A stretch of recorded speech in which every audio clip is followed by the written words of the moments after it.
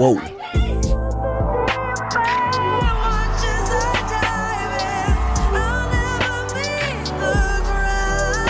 you actually put this mix together?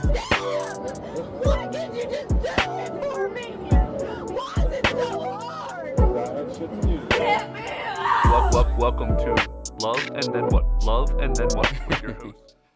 I like that. Welcome, lovers and friends. I, of course, am Justin Judge, joined by Theo, and our guest today is Coreyockk. Yes, sir. How you doing, Corey? How you doing, man? I love that hoodie sweat pant combo, by the way. Yeah, that's Yeah, nice. it felt like a cloudy day. Yeah, I remember growing up. So I've talked to you about this before. How like hip hop doesn't really have a style anymore. There's not really like a set thing where all rappers dress like with the backwards jeans or the jerseys. Right. But I remember like early 2000s. I felt like the matching sweatpants. The matchy outfits was, Yeah. definitely in back then. You know how that shit went back in the day. Yeah. The matchy swag, everything coordinating all together, that was a wave back then. Yeah. That was definitely a wave. And you are from Delaware County, correct, sir? That's correct. Yes, That was sir. the first thing you said to me. I was so excited. You said, I'm a Delaware County. Are you a rapper or a hip hop artist? Damn, it's two different categories nowadays. I mean, what would you categorize yourself as? I categorize myself as a hip hop artist because hip hop, obviously, to the people who have been listening to it and really know it, they know it's been many different styles in hip hop outside of just one way of rapping per se, like drill now or something like that's or mumble rap. It's been so many different swags and styles of rap. So I'd say I'm a hip hop artist. Like I sample and touch on all the greats and how they came up and how they, I guess did they thing back in the day. So you say back in the day in the greats. Yeah. When you say that, who's your Mount Rushmore? Wow. I mean, my Mount Rushmore, all right, I'll just go straight from me, like who raised me, because as hip hop artists, even if you're a little older than me and you were on and you was in the public eye, like you looked at them as like bigger than what they were, just off the strength of how they inspired you, so I always say like they raised me, like they gave me the little morals and ethics that I came up with outside of with my family and, and people like that taught me. But, on my Mount Rushmore, I'll start with my favorite rapper of all time, Kanye. Is that where the fashion sense comes from? Because was that somebody who put it in your mind was Kanye West, but like the fashion sense in your mind? Yeah, Kanye West. I mean, the one thing I say about Kanye West is my brother and me were like 5 years apart, but we always competed on so many different levels. Our music tastes, our sports, we both play sports. We was always kind of going at each other. And he used to listen to more like street rappers like Jeezy, Gotti, people like that. And I respected all of those dudes, including Jay-Z as well. But I respected all of those dudes. But Kanye was the person that made me embrace more of a different side of myself outside of just his music, his style, his attitude, and his creativity was just like too inspiring for me to ignore. What about now? I say now as a grown man, I judge Kanye off of his current events and current things he's said and done. I look at it as like his transgressions in life, like everybody else has, and his change of opinion, scenery, people around him is all different. So he's reacting to it, but in his heart and I think his true form, I think he's still the Ye that like. No, I think I always knew and loved. I feel that because I don't look at him for his events. Yeah, like all the shit he went through. It's current events. Yeah, I don't really look at that. I look at like his art. You know what I'm saying? I look at Kanye to be who he is, like him being so great. His artistry has like changed music. Period. Like everybody does little things. Like it's crazy. Like listening to music. If you listen to music now, right, you will hear a lot of Ye into what people are doing now. Like I was listening to what's the joint? My Twisted Dark Fantasy. Yeah. Or however. My Dark Twisted Fantasy. Yeah, all right. That joint, the production. Oh yeah. How he attacked it. It was crazy. And for me too, when you say production, a lot of people just overlook production, even on a rock album, a country album, any type of album. If the production is good, that means that they had a room full of the greats.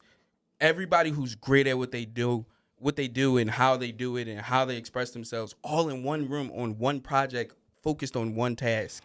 Yeah. That is like hard to do. So people say like, no ID, everybody helped Ye get to where he is. Obviously, everybody helped him, but it was his formula that started it. No, yo, I'm sorry. he's Sorry. different. That's Ye. He's different. But my next Mount Rushmore Go ahead. is Jay. Okay. Of course. Jay-Z just is a standard of excellence for That's me. your favorite, correct? He has a standard he's of excellence. He's the second favorite to me, man. So I've talked about this many times. I think Jay-Z and Beyonce both are the most overrated people of all time. Man. Okay. I know this is very unpopular, but Right. I just That's a hot take. I know. I just think they're so Very overrated. hot take, man. I mean, anybody who wins a lot and is always revered is number one. We know they receive a level of scrutiny that it's hard to live up to. Yeah, like people hate Tom Brady. You can't Right. say he's not the best of all I time. hate though. Tom Brady. I hate Tom Brady. Like everybody. Like, I don't like Tom Brady at all. But- But in the end though, the one thing I'd say that's different about me, I respect him. Mhm. I totally respect him. You don't have to like him. You gotta respect the greats. And Jay-Z, from a rapper to a hip hop artist, to a mogul, to a businessman, to a father, to a role model for me, and to hear my dad, who I respect and love, talk about Jay and his moves, like, yeah, he's like definitely on around Mount Rushmore for me. Okay, so that's top two. Who's number three? It get hard, don't it? When No, you it think don't about get hard. man, It just, you know what it is? Yeah, when you you think trying about to it, cram right. A lot of to errors. four. in Yeah, one, like in it's one crazy. thing. I always But- come up with 5, bro. But all right, I laugh because I'll say this, and I said it on other interviews before. Wiz Khalifa is in my Mount Rushmore. Ain't nothing wrong with that, brother. Ain't nothing wrong with You that, know, brother. Yeah, the season's You going know, crazy. Christian Orange Juice got me through college, baby. and just his free spirit, his like aura, and how he embraced just his wave, his swag, and created his own lane into the music industry that's got him, what has he got, like 15 years in the game, almost 20 years in or something like that. Wiz? Yeah. I mean, Wiz has Yeah. got longevity. I'm out of school. On Atlantic Records, like a major Jesus. record deal. So Damn. Wiz and his mixtapes definitely All right. inspire me. What's your number 4? Wiz Khalifa, I did not see coming, but everyone enjoyed that. No, real shit, because Wiz is tough. Wiz is just Oh, who is that guy on your hoodie? Marvin the Martian, bro. I haven't seen him in forever. I love when I Marvin the look Martian. back in my back seat and I seen it, I just got all these memories as soon as I look at it too. I love Marvin the Martian. Yeah. I guess my fourth, not I guess, but I would probably say Lil Dicky, is that what you said? definitely not. I mean, hey, look, he got a bag. Leading you the know? witness. Yeah, Lil yeah, Dicky, Lil yeah. Dicky said it. Leading the witness. No, I ain't You saying love Lil Dicky, I, bro. I, You I love respect Lil Lil Dicky. bro. I respect him. He do his thing. He's a lyrical assassin, and I think if he really put his mind to it. But my fourth would be Meek. It would definitely be Meek Mill. Okay. I grew up on him. I watched his glow up. From when YouTube was just beginning to pop, and all his DVDs before YouTube, and then how he didn't just fall into the battle rap lane. You know what I mean? I don't think he ever was a battle rapper. Me personally, I think he only did it because that was what was that going was on. what was going on. Because That- if you think about it, he always battled with like a bop. Yeah. He always had a. It was a verse. Yeah, it was It was a always verse. that. So It I wasn't- never looked at him as a battle rapper. I always looked at him as an artist because he can make songs. Like Yeah. think about all the battle rappers that came that couldn't make a song. Right. He was killing you with "I'm in my bag." That's a fact. What And else that's did why he I hit? say his focus, like to not fall into like, damn man, I'm getting hundreds and hundreds of views. Like thousands of views. I should just continue to like go on people's blocks and battle. He was like, no, I gotta get with Cosmic Kev. I gotta meet this Yeah. person, meet that person, create relationships so I can get up out of here. That's why he's where he at. Yeah, that's why I I respect that. I respect that answer. Totally. So yeah, Yeah, top that'll be my 4. Mount Rushmore top 4. That's dope. All respect. Well, I have a question on that, but first, every episode we get a different beer for a guest. Yeah. You Delco dude, you rep Delco in all your songs. Yes, sir. So 2SB, the all-weather Delco lager, should be a sponsor. Sponsor. As you're should be a tasting this and sponsor. telling me, thinking about what you're going to tell me, how you like the beer or not, you brought up how he was on YouTube. Me grew up on YouTube and all that. You I think ain't mad at YouTube? that. You know what's crazy? I never had a beer before. Wait, What? Like ever? I've never had a beer before. In my Never? life. What does that even mean? You know what it is? I'm a picky person, Uh-huh. and I don't think it was something I would ever like. I wasn't gonna tell y'all because I watched the last couple episodes. I seen a beer floating around, but I figured I'd tell y'all since y'all my guys. This is my first beer with y'all, man. Hey, Cheers, Holy cheers, shit! man. Go us! Cheers, baby. man. Cheers, Cheers, definitely. man. My first beer ever, man. Delco. This is when you become an old head right here. Yeah. This is I the want old to head embrace way, that man. side of it, too, Yeah, bro. when I'm you not a mad. dad, you come home. Yeah, I'm your not mad kids, at it. man. Turn the game on. So Just don't get used to it. No, you get a I'm belly. a yeah, and shit. and We have another one already, coming. and I'm already in there trying to Yeah, get, man. I mean, yeah, I feel you. So you were speaking about how Meek came up on YouTube. Do you Right. think YouTube has oversaturated the market with too many musicians, making it harder for the best to rise up because there's so much noise? Or do you think it's helping smaller artists rise up to higher power, like to higher levels? Well, what I'll say about music in strictly, let's just focus to hip hop, right? I watched an interview with Gucci Mane one time, and a guy called in, I guess an artist, and he was just talking to Gucci like, man, there's so many underground artists that's not getting the attention that they deserve. We on YouTube, you know, similar to what you were saying. We're there, we're posting, we're hashtagging, but we just not getting the traction that we feel like we deserve, and we have the talent.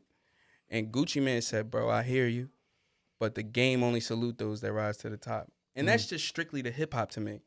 You know, like, you got to just keep grinding. You got to keep working hard. And I respect having YouTube because it does give me a free platform to put my content out there if and when my opportunity comes. So I don't look at it that way. You don't see it as oversaturating the market? No. Oversaturating the market is the artists that are currently on, is what we like to say, or, you know, signed, or in the public eye, that are showing people a kind of tale, a fairy tale that you can just put out some music, dress like this, tattoo your body like this, get your hairstyle like this, and you can just blow up. Yeah. There's millions of kids who've done that who have not blown up. So it's just like, that's what's oversaturating the market in my opinion. Who do you think the worst rapper that's famous right now is? Yeah, that question goes to you too, sir. Pump.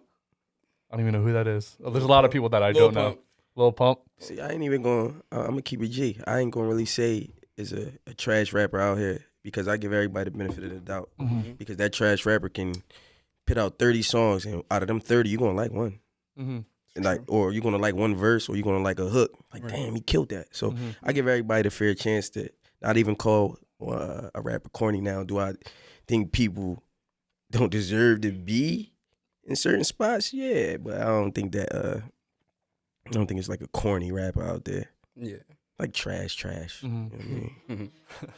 Yeah. No, Behind the but scenes. look, that's what I'm saying though. That's just like my take on it. You know what I'm saying? Topic. Just from giving everybody that, you know what I'm saying? Giving Like, everybody a fair share, yeah. No, saying what I said, Jay-Z's earlier, I said he's overrated. I agree. I still think that. But I mean, Big Pimpin', I love Big Pimpin'. There's a lot of songs I like. see? Correct. But that mumble rap you were talking about, we talked about this before.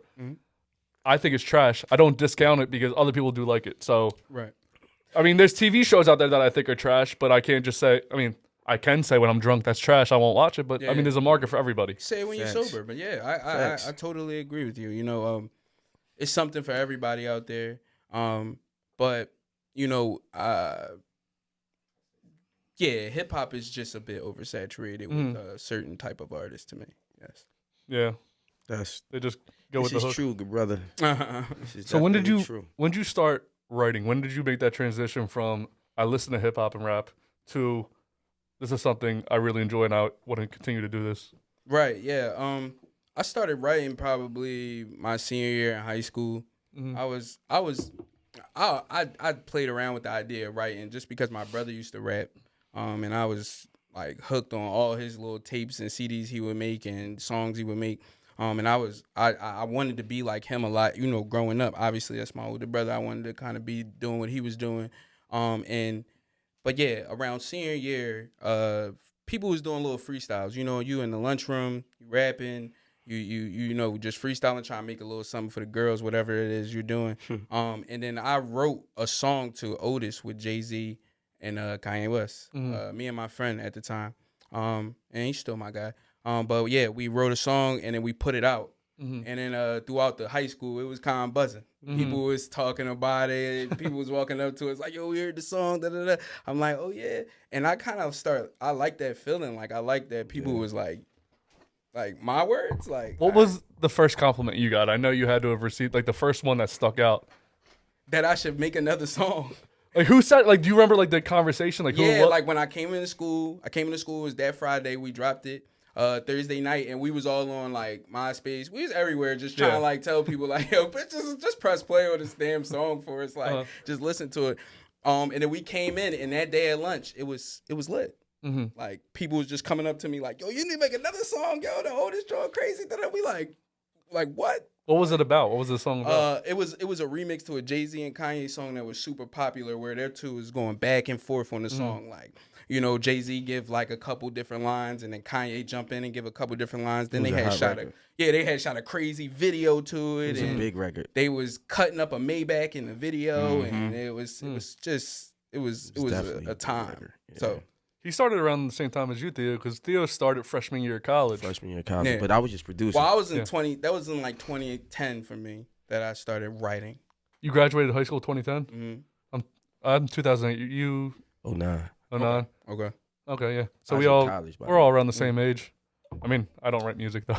Right. He sings. No, He's a singer. I heard. I mean, you know, careful. Girls, put the depends on because you're about to get wet. No, yo, this fool. But I ain't mad at him. Do you write a lot about like relationships and stuff in your music? Is it like personal stuff? I've touched on that topic. That's a sensitive thing to do when you are a hip hop artist. Mm-hmm. You know, your first instinct is to rap about your nice clothes and your you know, your lifestyle, or to rap about your true feelings, like some real stuff, some things you're going through in life and stuff like that. But your relationship, you kind of guard it a little bit. Yeah. For me, you know, I don't know. I'm the same way, bro. I don't really just guard it a little bit. Yeah, because I don't like people to know too much. You know what I'm saying? Like, and then people get inspired by your story, which is cool. But now they all up in your business, you know. Yeah, I mean, so as a podcaster, yeah, I mean, my girl can see everything I do here. She sees my hands. Right. If there's a girl there, she's over here. Mm-hmm. Now, if you guys as musicians have a music video come out, you need to have a girl there. It just needs to happen. That's right. How does that go in a relationship when there's a girl in the music video? She's just a music video girl. Correct. She's just playing a part. I mean, for me, honestly speaking, there's been times that me and my wife have had disagreements on that. Mm-hmm. And if you look at my videos, this is my cameraman over here, my man Easy Mello. He's been my cameraman for 10 years. Mm-hmm. Most of my videos don't have women in them. Mainly because at first I thought I just didn't need them. I was just like, I don't need no girls. You know, I can do my own thing. I'm cool enough. I'm swaggy enough. I don't need all of that. But as the times went on, obviously more and more women were in the hip hop videos. Mm-hmm. So in the recent times, that has been something that me and my wife have talked about. And if I am using a woman in a video, it's been very strategic. Like, you can put your hand. This is the green zone, red. At 8, and she's leaving at 8:31. Is your girl at the music video? My wife is not. If she wants to be. Mm-hmm. When I wake up that morning, she knows I have a video shoot. She'll let me know. I'll know by like around like an hour before if she's going or if she's just chilling. Mm-hmm. Yeah, nah. That's so it don't matter to me, but you know. You ain't never lie about that, about putting visuals out with girls. When I was in a relationship, I wouldn't do it. Yeah. Like now, you see my visual now, and it's different because I guess it's like a respect thing. Correct. I just never wanted to go that far or keep it G. I just didn't even want people to even tap into that. Like, look into the video and just start That's why I said I used to think I didn't need them, even didn't even need them. But, you know, one thing I can tell you about with the women in the videos, I'm confident enough to tell my wife, you can be in my video then. Mm-hmm. But my wife may not be comfortable in that setting because she is not an artist. She's understanding that I'm an artist. She's understanding that I have to do videos. But I have to kind of communicate really well to understand her side of it too. So, yeah, I just I find that to be a weird line to walk when you're in a relationship. I mean, even on here when I have girls on here, it's still like, you know, certain things you kind of can't say in a relationship. Talk about it. I mean, when I first started this podcast, I wasn't in a relationship. Mm-hmm. I was fucking a bunch of different girls. Anyway, then I found Ashley, who I love very much. Right. And I cut all that out. And then for the first few podcasts, she didn't come, but she would listen. And then she's like, I'm going to come on one of your podcasts. I said, okay, cool. And by the way, hilarious. If you haven't seen any of her episodes or heard her talk. Yeah, I literally was doing my homework and just watching all of well, it. thank you, sir. She's hilarious. Way funnier than me. Can't get as funny as she wants to be just because of what she does for a living. But hilarious. Right. Yeah, she's dope, bro. I ain't gonna lie. She's dope Shout as out shit, to- bro. Yes. Shout out to Ashley. I'm gonna take a sip. Ashley. Let's take a Ashley. sip for Ashley. I'm in here drinking beer. Look at your face. Delco Lager. Is it Lager or is it Jaeger? Which one? Lager, brother. Lager. What do you mean Jaeger? Somebody told me some people say it different. I guess they pronounce it different. I never heard Jaeger. Jaeger. That's if there's a J and it's German. Oh, okay. So Maybe there's I mixed it too. Yeah. I don't drink beer.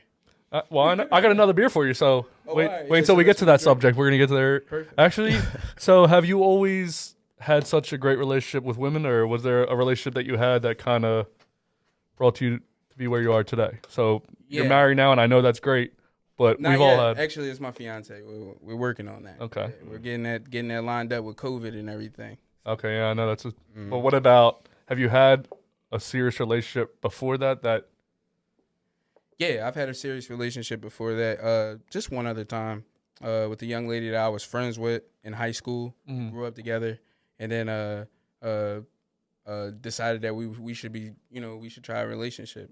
Lasted for a few years, and then we broke up. How did that relationship end? She ended up leaving. Yeah. Why? Always leave, man. Yeah. Yo, I always say girls are always leaving guys now. Like Right. it used to be guys were just like, I'm gonna go get a pack of cigarettes. I won't be back. Basically, now women are just so fast to leave because social media. They can get a dick anytime, anywhere, any time of the day. I mean, Yeah, it's true. I mean, it's a lot of different reasons out there, but I say she'd leave because at that time I was, like I told you, I was rapping, and I was shooting a lot of videos with girls, without girls, doing what I was doing, and just caught up in so much in me that I didn't even. I didn't even see it coming because I was so caught up in me.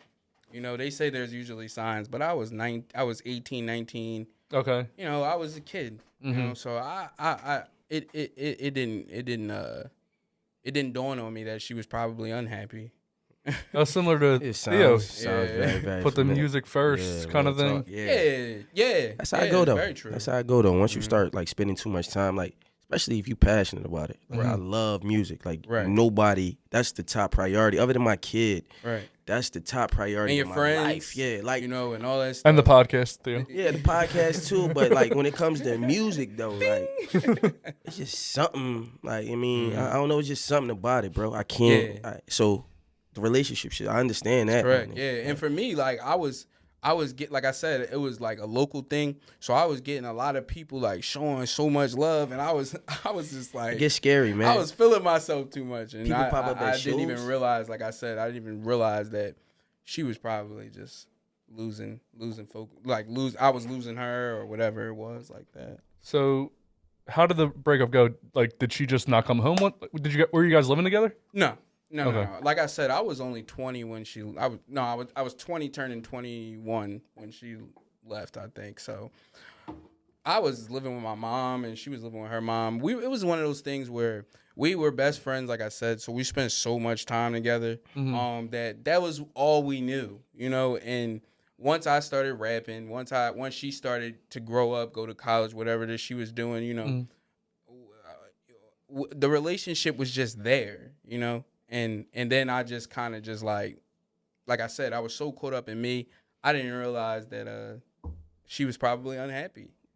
So Could you tell towards the end in her facial? I've talked about dead face where they look past you. They're like they're talking to you, but they're talking to you like they talk to everybody else. They're talking to Joe at the gas station. Like pump 6. Yeah, I could tell that she was unhappy. And then one day in the apartment, she just let it out.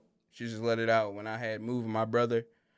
We had an apartment together, and again, I had endless freedom again. I come from not a strict home, but my mom is very influential in my life at one point, and I hadn't left the nest, and then around 19, I kind of just got up out of there and started having more freedom and being able to do more things. If I want to play my game all day and smoke weed or whatever, whatever I was doing.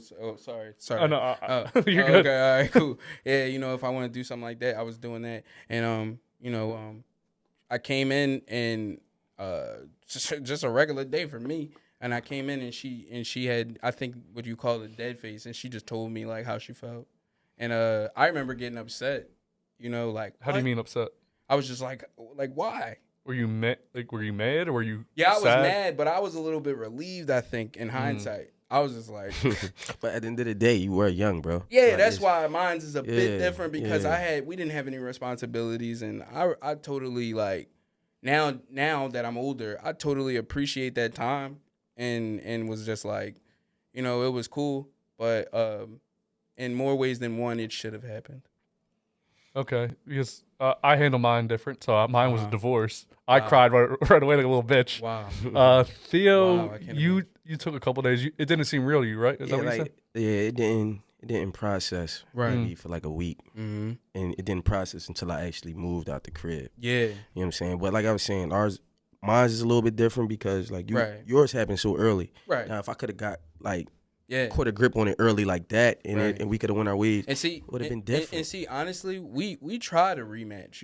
Like my initial, when I think back to that time, my initial thing after just her telling me that was like, okay, I'm gonna try to win my girlfriend back. Mm-hmm. So I think I like went and bought her like some UGG boots or something from like Lord and Taylor's across the street from my apartment, and like a card. And I went in there and I just kind of gave it to her, and I just was trying to talk to her to understand like what is happening here, and it was to no avail. She just dead face. Yeah, she just was like, it's just like I'm just done. So I was like, all right, like no, like trying. Do you think there was a long time coming? Do you think it was like 100% on you? Yeah, I think it was 100%. I don't think it was 100% on me, but like I said, I began to ignore probably the signs because I really just at that time, I hate to say it, like I just probably didn't care as much as I should have, Yeah. And if she was trying to tell me something, I didn't notice it, and so that's a big part of it on me. She did things, but like I said, at 29 years old, I don't even look at the things that she did as like something that I should have. Left her for. Was she supporting you musically? Yeah, for sure. She was definitely She was, supportive. and she was at my shows, all that stuff. Yeah. Like, yep. She was supportive. No, that's scary though. I ain't even gonna lie. Yeah, it was. I used to have people popping up at shows. Yeah, and it was different. It was different for me too because I had never. Everybody knew me to be with her, so it was a little awkward. Like like. People just constantly asking the question that everyone knows the answer to. Yeah. I went to my first holiday, like Thanksgiving afterwards, and Thanksgiving's a huge deal in my family. Yeah. And I warned everyone before I got there. I told my dad, I was like, tell them all, I don't call my ex, she's not an ex, she's the whore. So I was like, tell everyone the whore left. Don't bring it up because I don't feel like crying again. I'm done crying for the day. I just want to get drunk. I don't feel like dealing with this shit no more. So he said, okay. He told everyone there, and one person didn't get the memo. Walks in, hey, where's the whore? And I was already like halfway to drunk, like basically just numbing myself so I didn't have to like, talk about it. Right. I go, and I just walked away. I didn't even say anything. I was like, she fucking left. I just went outside and cried like a little bitch. Hey, man, your emotions be all over the place after a breakup, man. I know, it's fucking crazy. For sure. But if I was like 21 years old at your age, like, yeah. That wouldn't even like. It wouldn't have hit. It just didn't hit the same, Like I said, I did have times where I was like, man, she was, again, always with me. We were always just kicking it, And then it's just like you kind of lose that person you're kicking it with. But my mom, again, I bring up my mom a lot. She's very, she's a person who tells me right from wrong still to this day. She told me, she was like, man, you did all this shit. You hurt that girl in different ways. And you need to stop, don't even dwell on it. But, don't feel bad for yourself either. Because you're not, this, perfect person. So your mom basically said, it was your fault? Yeah, in more ways than one, and just let me know, but don't cry about it. Don't cry over spilled milk. You're a kid. You're going to be fine. And I was like, all right. I mean, did you tell her? Nigga, you didn't even faze me. Or... That's just cool. Yeah, no, I mean, I never got a chance to get back at her about anything, really. You never had like a real explanation? No. Yeah, And the thing about it is I don't see her. Never seen her, haven't seen her. Yeah, did you do things to avoid seeing her? Like, would you stop going to places that you guys went to together just in case, or would you stop talking to people you guys talked to together? No, I mean, any of the people that she talked to, they were my friends for the most part. So she hung around. Like I said, she was always hanging around us. You know, like around me, which means she was around us, me and my homies. So it was cool. Like fucking nerd. She yeah, I know friends. I know her. I know her friends. You know, if I see them out or something. So let me ask you this then, real quick. Yeah. How do you balance music with your current relationship now? With my current relationship now, I realized because I have a stepdaughter who's 8, Callie, and I have my daughter who's 2, Corey, and Callie Corey show is on YouTube coming very soon. I had to plug that real quick. We're definitely gonna plug that in. And your kids have their own YouTube show. They're gonna start their own. Okay, YouTube show we're definitely gonna talk about that more in a little bit. Yes. But yeah, balancing it. I had to realize like once I had Corey, my daughter, my biological daughter, that I do have to be there. I have to be available, even though I work 13 hours a day, even though I want to create music on the weekends when I'm off, even though I want to create music in the evenings when I have a chance, I want to be there, and I need to be there to help my wife, you know. In the beginning, I just thought like the stereotypical dad way that everything has to be like, I just got to take care of the house, pay the bills, you know, but right. I'm needed for much more than that. So like once I learned that part, and I said to myself, well, I like the studio vibes when I'm creating my final project, but I built a little studio in the crib where I can record myself, get my steam off, you know, and create like that, and then just take it to the studio and package it like that. So that's how I've been balancing it. And also communicating with her about my music. I used to think my music was my business, you know, which is totally selfish when you're in a relationship that is about to be a marriage. So now we communicate about everything. I'll say your line if you're gonna hear this line, and if you hate it, then we can talk about it. So you run the lines past her? Yeah. Sometimes if I'm getting into something that's I feel is really personal and involves her directly or her children, you know, or me, you know, and I feel as though is you know, and it doesn't even always have to be a line of mine. It could be a skit. It could be something I'm using, a piece of content. Yeah. That might be offensive to her. Yeah. I'm going to talk about that more, but the next one, this is an IPA, so you're going to taste the difference almost immediately. Okay. This is Double Nickel is Brewing different, Company, man. the Rising Phoenix. The reason I chose this is because we've all been in shitty relationships. Yeah. And if you don't know what a phoenix is, a phoenix rises from the ashes, from the fire. Okay. So the things that were before, we rise from them when we've gotten better. It's a little bit different, brother. This is a little bit different. It is? It's an IPA. No, it Don't even tell me. yeah, I ain't even going Let's just say it's different. Yeah, Let's just say it's different. Come on, man. Cheers. Cheers, brothers. I got to see his face. Bit different? A little different? A little different. What do you... So Yeah, first time drinking beer, I got to know, what do you think like the IPA, differences are? I'm getting a twisted tea taste a bit. For real? A Really? little malt liquor type taste. I think Oh, you liquor. might like IPAs. I might. Oh, It's not bothering me. well, I mean, It ain't get this was a warm up, but this is pretty see the good. belly? Like, this is what happens with IPAs. So, Yeah. so I mean, keep I'm gonna drinking take them. my time. I'm gonna take my time. I can't wait. I want you No to, rush. They'll be there. I want you to come back They on with gonna the be belly. there. The I want him to come back IPAs. on like 6 months later. He has a huge belly. I don't know. The IPAs hit me different. I'm gonna bring some in myself. Here you go. Here's I the don't know which present. one to drink now. I think I'll continue with the Delco. then You we'll like the get lager into- more? I like it. It does. IPAs just have a crazy aftertaste. I It would lingers. crack one of them. I It would crack one of lingers. them on a Friday night. To watch a basketball game? Nah. Theo, which one do you like more? You like the lager more? I'm a mess with it because you know the IPAs got that aftertaste and it just be sitting. Like, it just linger. I don't like that. Right. That's the only thing. Except for the one we had for Slim. That was good. Oh, the strawberry one? Yeah, man. Yeah, It was the like a strawberry. milkshake or Anything something. strawberry is good for me. Yeah, but I normally say don't fruit the beer, but this beer was so good fruited, bro. Strawberry milk. It tastes just like a strawberry milkshake. You didn't even taste the Bro. alcohol. Strawberry Yeah. milkshake's phenomenal. It was good, bro. Yo, I want to get into the bitches be crazy clip of the week. Got your back, Jack. Bitches be crazy. Bitches be crazy. Crazy. Bitches be crazy. Bitches be crazy. Got your back, Jack. Bitches be crazy.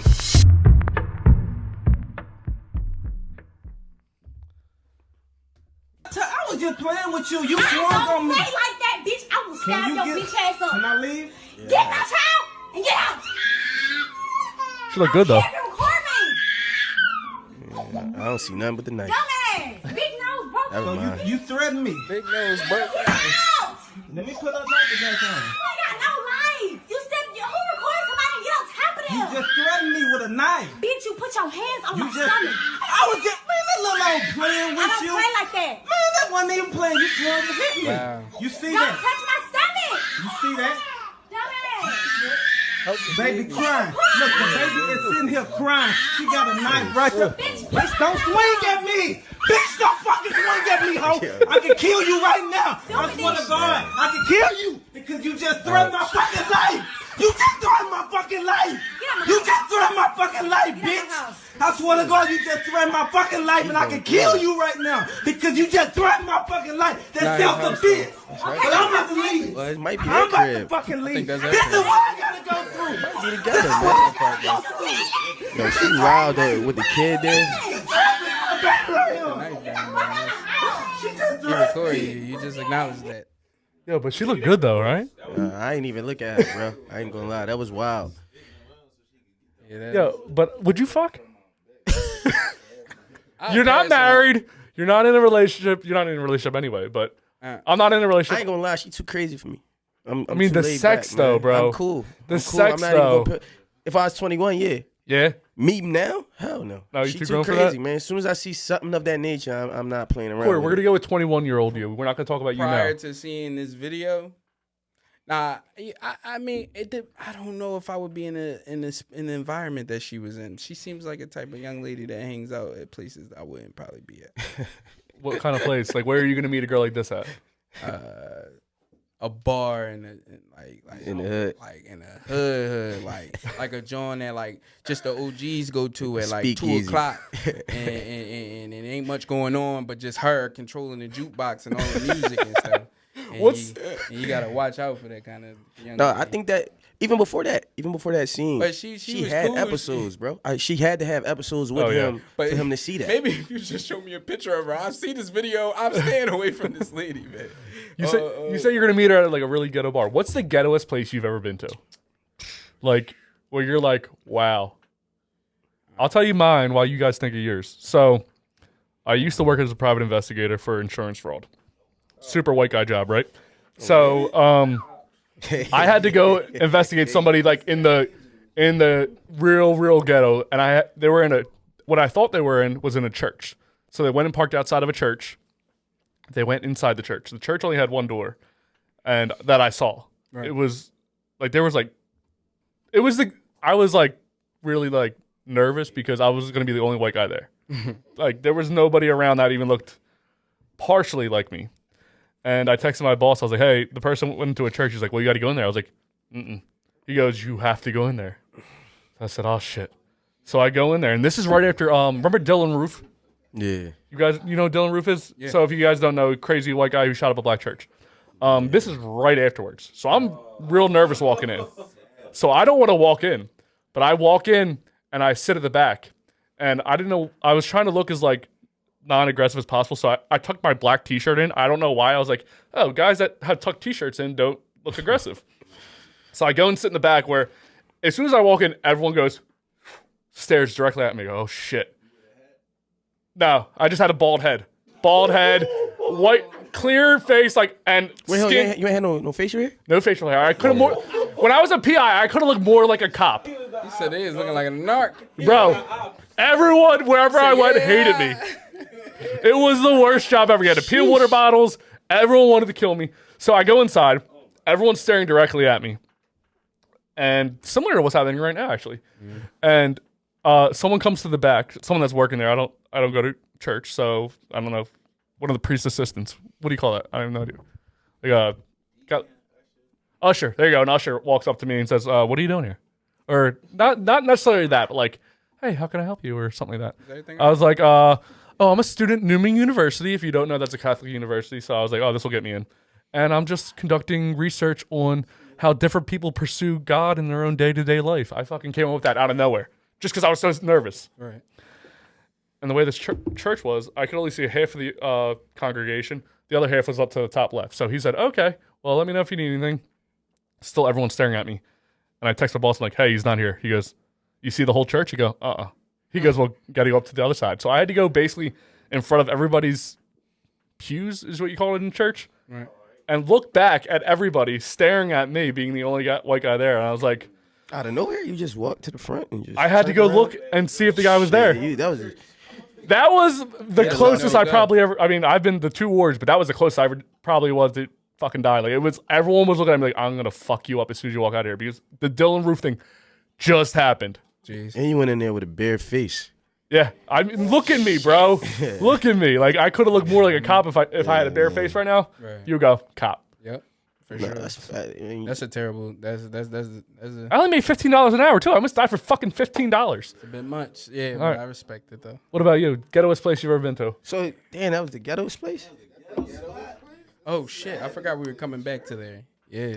I live in the suburbs, bro. So yeah, I can understand. And the neighborhood that was in was very ghetto. I mean, I've been in a lot of ghetto neighborhoods, but that was like the like where I was like magnified. Everyone saw me. Like normally I went to like Philly, be drug deals on all the corners. They thought I was a cop, so they would give me dirty looks, but they're not gonna, shoot me or anything. But they would give me a lot of dirty looks.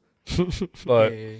sketch. You'd be surprised though. It's not a lot of people out here trying to lose their freedom over how a person looks or something. But because I work in the inner city, I work in South Philly. I see a lot of different people: white people, black people, Chinese people, all type of people, Asian people. I'm sorry, and they all around. It's universal, but nobody going to lose their freedom over that. But the most ghettoest place I've been, probably, I won't even say ghetto, just hood. Just the most hood place I've been, probably one of the most I say is Uncut. It's in North Philly.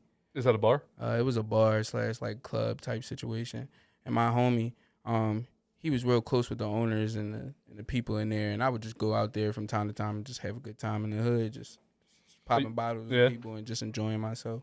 But do you ever feel uncomfortable? No, you don't feel uncomfortable because the thing about it is, if you just gotta watch your body. When we say watch your body, you just gotta watch your surroundings everywhere you go. Whether I'm in Garnet Valley, whether I'm in South Philly, I'm gonna be aware of my surroundings. And when you go into a spot like that, you gotta be willing to, take whatever come with. It's a risk. Yeah, walking into that establishment.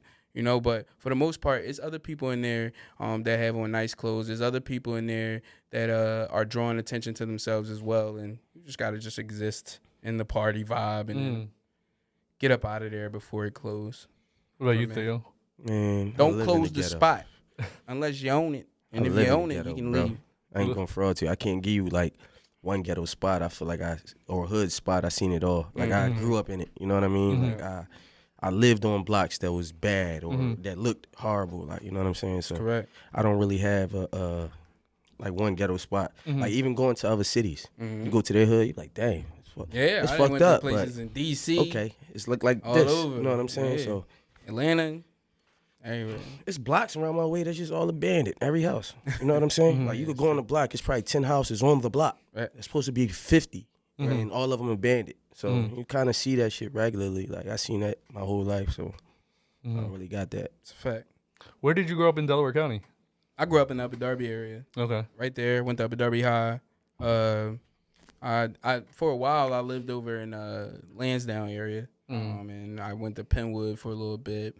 And made a lot of friends and homies over that way. And then I left Penwood in 9th grade and went to Upper Darby. We moved to an area around Upper Darby High School, and that's where I grew up, right there in that area. Mm-hmm.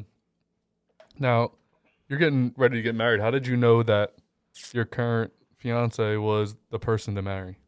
Well, I've been asking myself that question since I gave her the ring. You know? And just, and when I say that, it's just further assuring myself that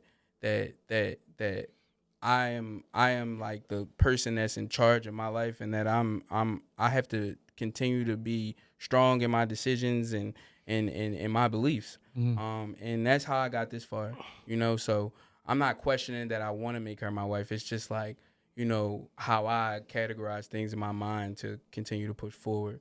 So I knew my wife was the one when I felt that I can just trust her with my life, with anything. You know, trust with me is a lot. It means a lot because I think without that, you don't have any building blocks to start with. You know, it's just like, I like you, you like me, or similar to what you said, I might just have sex with this girl and then go about it because I don't feel like, I don't feel, maybe even safe is the word, you know? So when I began to trust my wife the way I did and just have that vibe and that energy with her, I knew that I should make her my wife. How long have you guys been together? We've been together 4 years. Okay. Yep. I knew her since high school. You talked about marrying. You talked about girls you fucked. So, do you remember the game in elementary school, like marry, fuck, kill, where you would pick like 3 celebrities or 3 people? You'd be like, yeah. I'll marry her, I'll fuck her, I'll kill her. So this is a little bit different. This is Love and Then What edition. So I'm gonna show the videos of 3 different people. Okay. And then we're all gonna decide who we will marry, who we would fuck, and who we would kill. All right, bet. All right, now don't make too much assumptions when you see the first video, because the next one could be worse. Could be worse or it could be so better. I'm just gonna say that in the beginning. It's true. Because this might be a really bad video. You might go, oh, I definitely don't want to do that with her, but looking good, huh? Right? Blonde hair. She got a little cot set up. Get the fuck off of me! Yeah, probably so. Don't you mimic me! She telling the haters to I get don't know off. where it is up here. I know where it is in Get San the Diego. fuck off of me, fucking nigga! Like in San Diego, they got A little racist. homeless outreach. Oh, that's not good. That's bad. They'll just probably victimize her more at the shelters. No, San Diego. Is there another They person? take a look. They take them to It's just her. That's what she is, no. Yeah. The person I hate the Well, most hey, in this I video wanted to tell you, if no one told you is today, this guy. sister, that they care about you. I care about you, and I want you to live. And every day we lose too many beautiful people to anxiety and depression.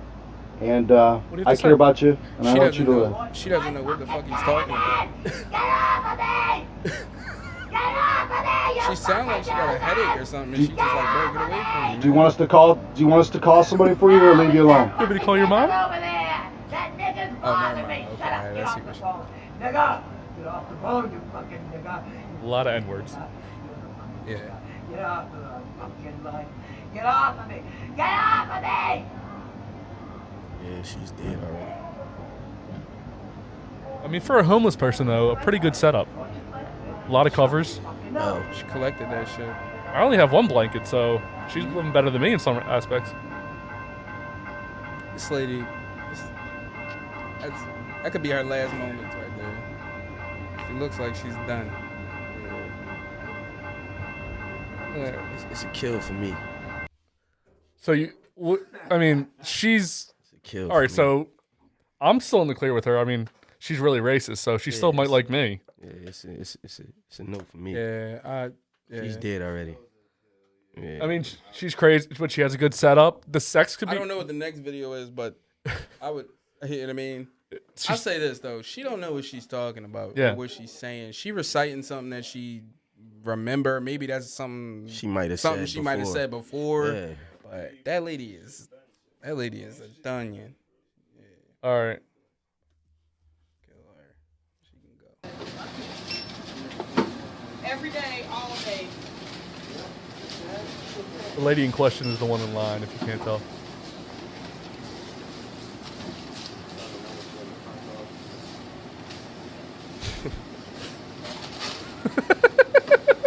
That's what everyone was looking at me like when I was in the church. Everyone was angry.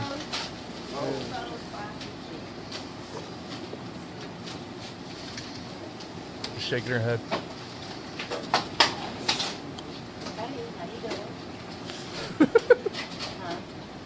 She nervous. Like she ain't nervous. She on his top. Yeah. Look at her. Just, oh my God.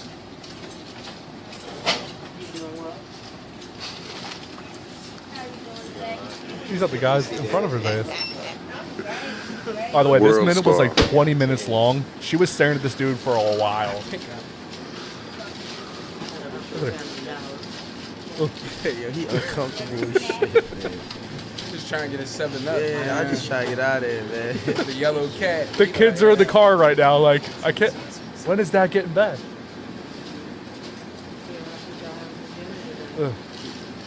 maybe he's not far. Maybe he's not 6 feet. If she want him away. Well, there's no mask in this video. Oh, that's coming up next, by the way. Oh yeah. You always love the Karen mask ladies.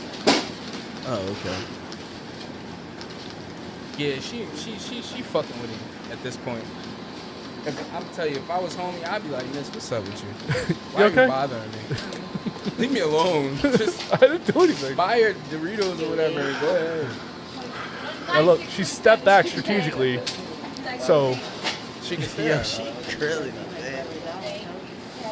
She's trying to provoke him. She's Look. trying to get him to say look. something. He's like, you can go ahead. It's all good. All right. Better not, you bastard. Move the fuck around. Right, you was bad, don't it? How did you feel when you killed me at 2 years old? Get out my face! Get out my face! I'm in line. I'm in line. You heard what I said. Mark me again. Yeah, you're right. Yo, it's the spin for me, man. She did it and like wound up perfectly 180 degrees. She said you killed me when I was 2. Yeah. She's wild. Right. What are you talking about? Oh, hey, figured it out. You don't want Alabama. You gotta give it back up. Y'all going. Trust me. Y'all going. Mississippi too, one y'all. Yeah. You know who's that? That makes sense? Hitler wants you too. Okay? Ooh. I got you. All right. You know what I think is like the most uncomfortable? The person behind the counter she's just like, isn't this guy the fucking worst? Wait, who? Oh. Like she's talking to the person like, fucking this guy. Oh, okay. I mean, who was crazy, the first one or the second one? They both got issues. Yeah, like, I mean, the second one, this is what I say about the second lady. She's completely aware of what she's doing and how she's just being difficult. You think she's completely sane? Probably not. I think she could be. Or I mean, my guess would be no. Yeah. She tripping. Yeah. Uh-huh. I mean, what's down? I mean, is she in the fuck category right now, or is she in the married Man, I category? gotta see the third one, man. Oh, I already killed the first one. Yeah, I marry her because she'd go crazy for somebody on me or something like that. Oh, she'll protect you. Yeah. Like Yeah. I'm scared of her. Like I'd be like, babe, it's him. It's him. He's mad. Can you get control of the situation? You gonna wake up, she gonna be over top of Can you, you get staring control of at this you and situation? shit. Hey, Bro, you gonna bro, be scared. but if I marry her, I gotta know that. I gotta know she gonna wake up like you that. get out the shower. Yeah, you just like put your towel on. babe, She you're just doing sitting it there again. staring. You're doing it again. She's like, I know. just you wake up. Yeah. I'm like, why don't you go cook something since you're fucking staring at me? But yeah, I'll marry her. I'm sure she'll be totally cool with you telling her to cook loyal. something. She look loyal. Yeah. Yeah. All right. She look loyal. Here comes the last one. Loyal to being This is one of those mask Karen ladies. And I would like to receive those. You're holding up my process. I have to get out of here. I'm not. He is. He's choosing to do that. We cannot Shut down help your you. phone. We cannot help you. I'm man. not shutting down my phone. Man, we cannot help you until This you is step a back private outside. residence, and actually, I am restricting your recording, and so therefore, you are not allowed to do this. I am actually. Makes no sense. Therefore, It isn't. Furthermore, apparently good word. because I had Good 3 transition packages word. delivered here. Where's your mask? We will help you in just a minute, man. We just need you to My step back mask? outside. I'm not a conformer. Why are you wearing one? Ma'am, Because I please step feel back like Why outside, are you ma'am. wearing You one? are Because I'm not- protecting everyone else I've already around me. had COVID back on December 20th, 2019. doesn't matter. Can you finish? Huh? Can you already go had so we can COVID. finish?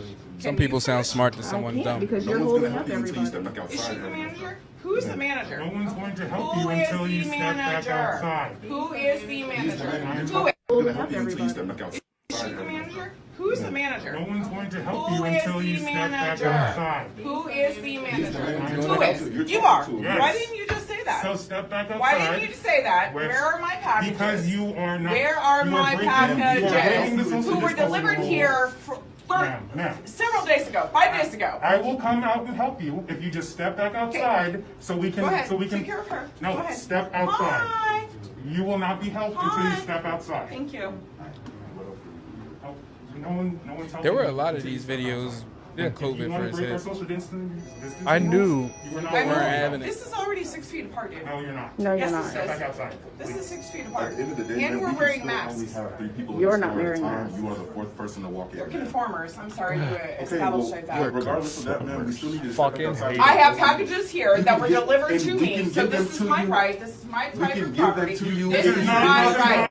How can you criminally trespass somebody or block somebody from criminally trespassing. That's unfortunately how it goes. All right, now as a white person, I fucking hate these people, man. Like, they just feel fucking entitled, and they're like, oh, I'll just record the cops and nothing will happen to me. I fucking hate... One, when the mask started, I knew people were going to have a problem with, oh, it's my fucking freedom, my right. Correct. You can't make me wear a mask. Yeah. Like, just do it for everybody. Like, why? It's like if we went to an orgy, I mean, you're going to take, like, if there was a pill, like, you can't get AIDS, like, you're going to fucking take that Truvada V or whatever the fuck it's called. Like, just do it. We're all agreeing we all want to fuck. Right. We all agree that we want to go to the bars, like, or go out in public. Just fucking wear it. Yeah, and at that time, it was definitely like It's entitlement. It drives me fucking insane. And the whole, like, oh, nothing's going to happen to me because I have this fucking phone recording. Right. Well, and all time did was just show that she was totally wrong. Oh, of course. Facts. I already had it, so it can't. Like, one. Bet you when she watches that video, she's like, told you. I was right. Fuck. Jordan. Like, or no, Kobe goes this way. Jordan's like this. But I just fucking hate the entitlement that she has. Like, nothing will happen to me. One, you can get corona twice. Correct. It can happen. Get So it a million times. yeah, don't fucking make a difference. Like, we were nowhere near a vaccine at that time, none of that sort. So that woman was just not. She was not trying to conform with the rules. That was the bottom line. Guaranteed she's in the Trump. It's for everyone's safety, man. Guaranteed she voted for Trump. But go on. So. But to answer He your thought question, he couldn't get it either, and he looked a little sick. I'm marrying her. You're married? Oh shit! Yeah, that's what's I'm last. marrying her. I gotta. Yes, I am. I am marrying her. Because you know never why? had sex with a white woman, and you want to have sex with a white one. Because I know that if we go to a restaurant or some shit, she gonna fight for the turkey bacon they left out for me. Like, she's gonna go to bat for me, like 100%. You're getting a free meal no matter where you go. Yeah, because she's gonna fight for it. She's gonna fight for it. Or 6 cops might surround her. That's cool, but I know she fighting. True, that's true. I know she gonna be there with me to rumble. Because the 6 cops for me, I'd be like, You know what I mean? Listen, we gotta avoid these kind of she things. getting locked up, not No, me. I'm kidding. I'll be there to get you out, baby. We gotta avoid these kind of things, man. No, see now the crazy eyes. I'm cool off crazy eyes. I'm gonna hit crazy eyes and never see her again, just because she got crazy eyes. Crazy eyes, and she might be crazy as fuck. Like, she might. No, if you marry her, it's just, All right, so your Mary is crazy white girl, Karen. Yeah. Fucking is crazy eyes, the one in the line. Yeah, the other one. Killing the. Yeah, she's. She had blonde hair though, bro. You never had blonde hair before, have you? Man, she disrespectful.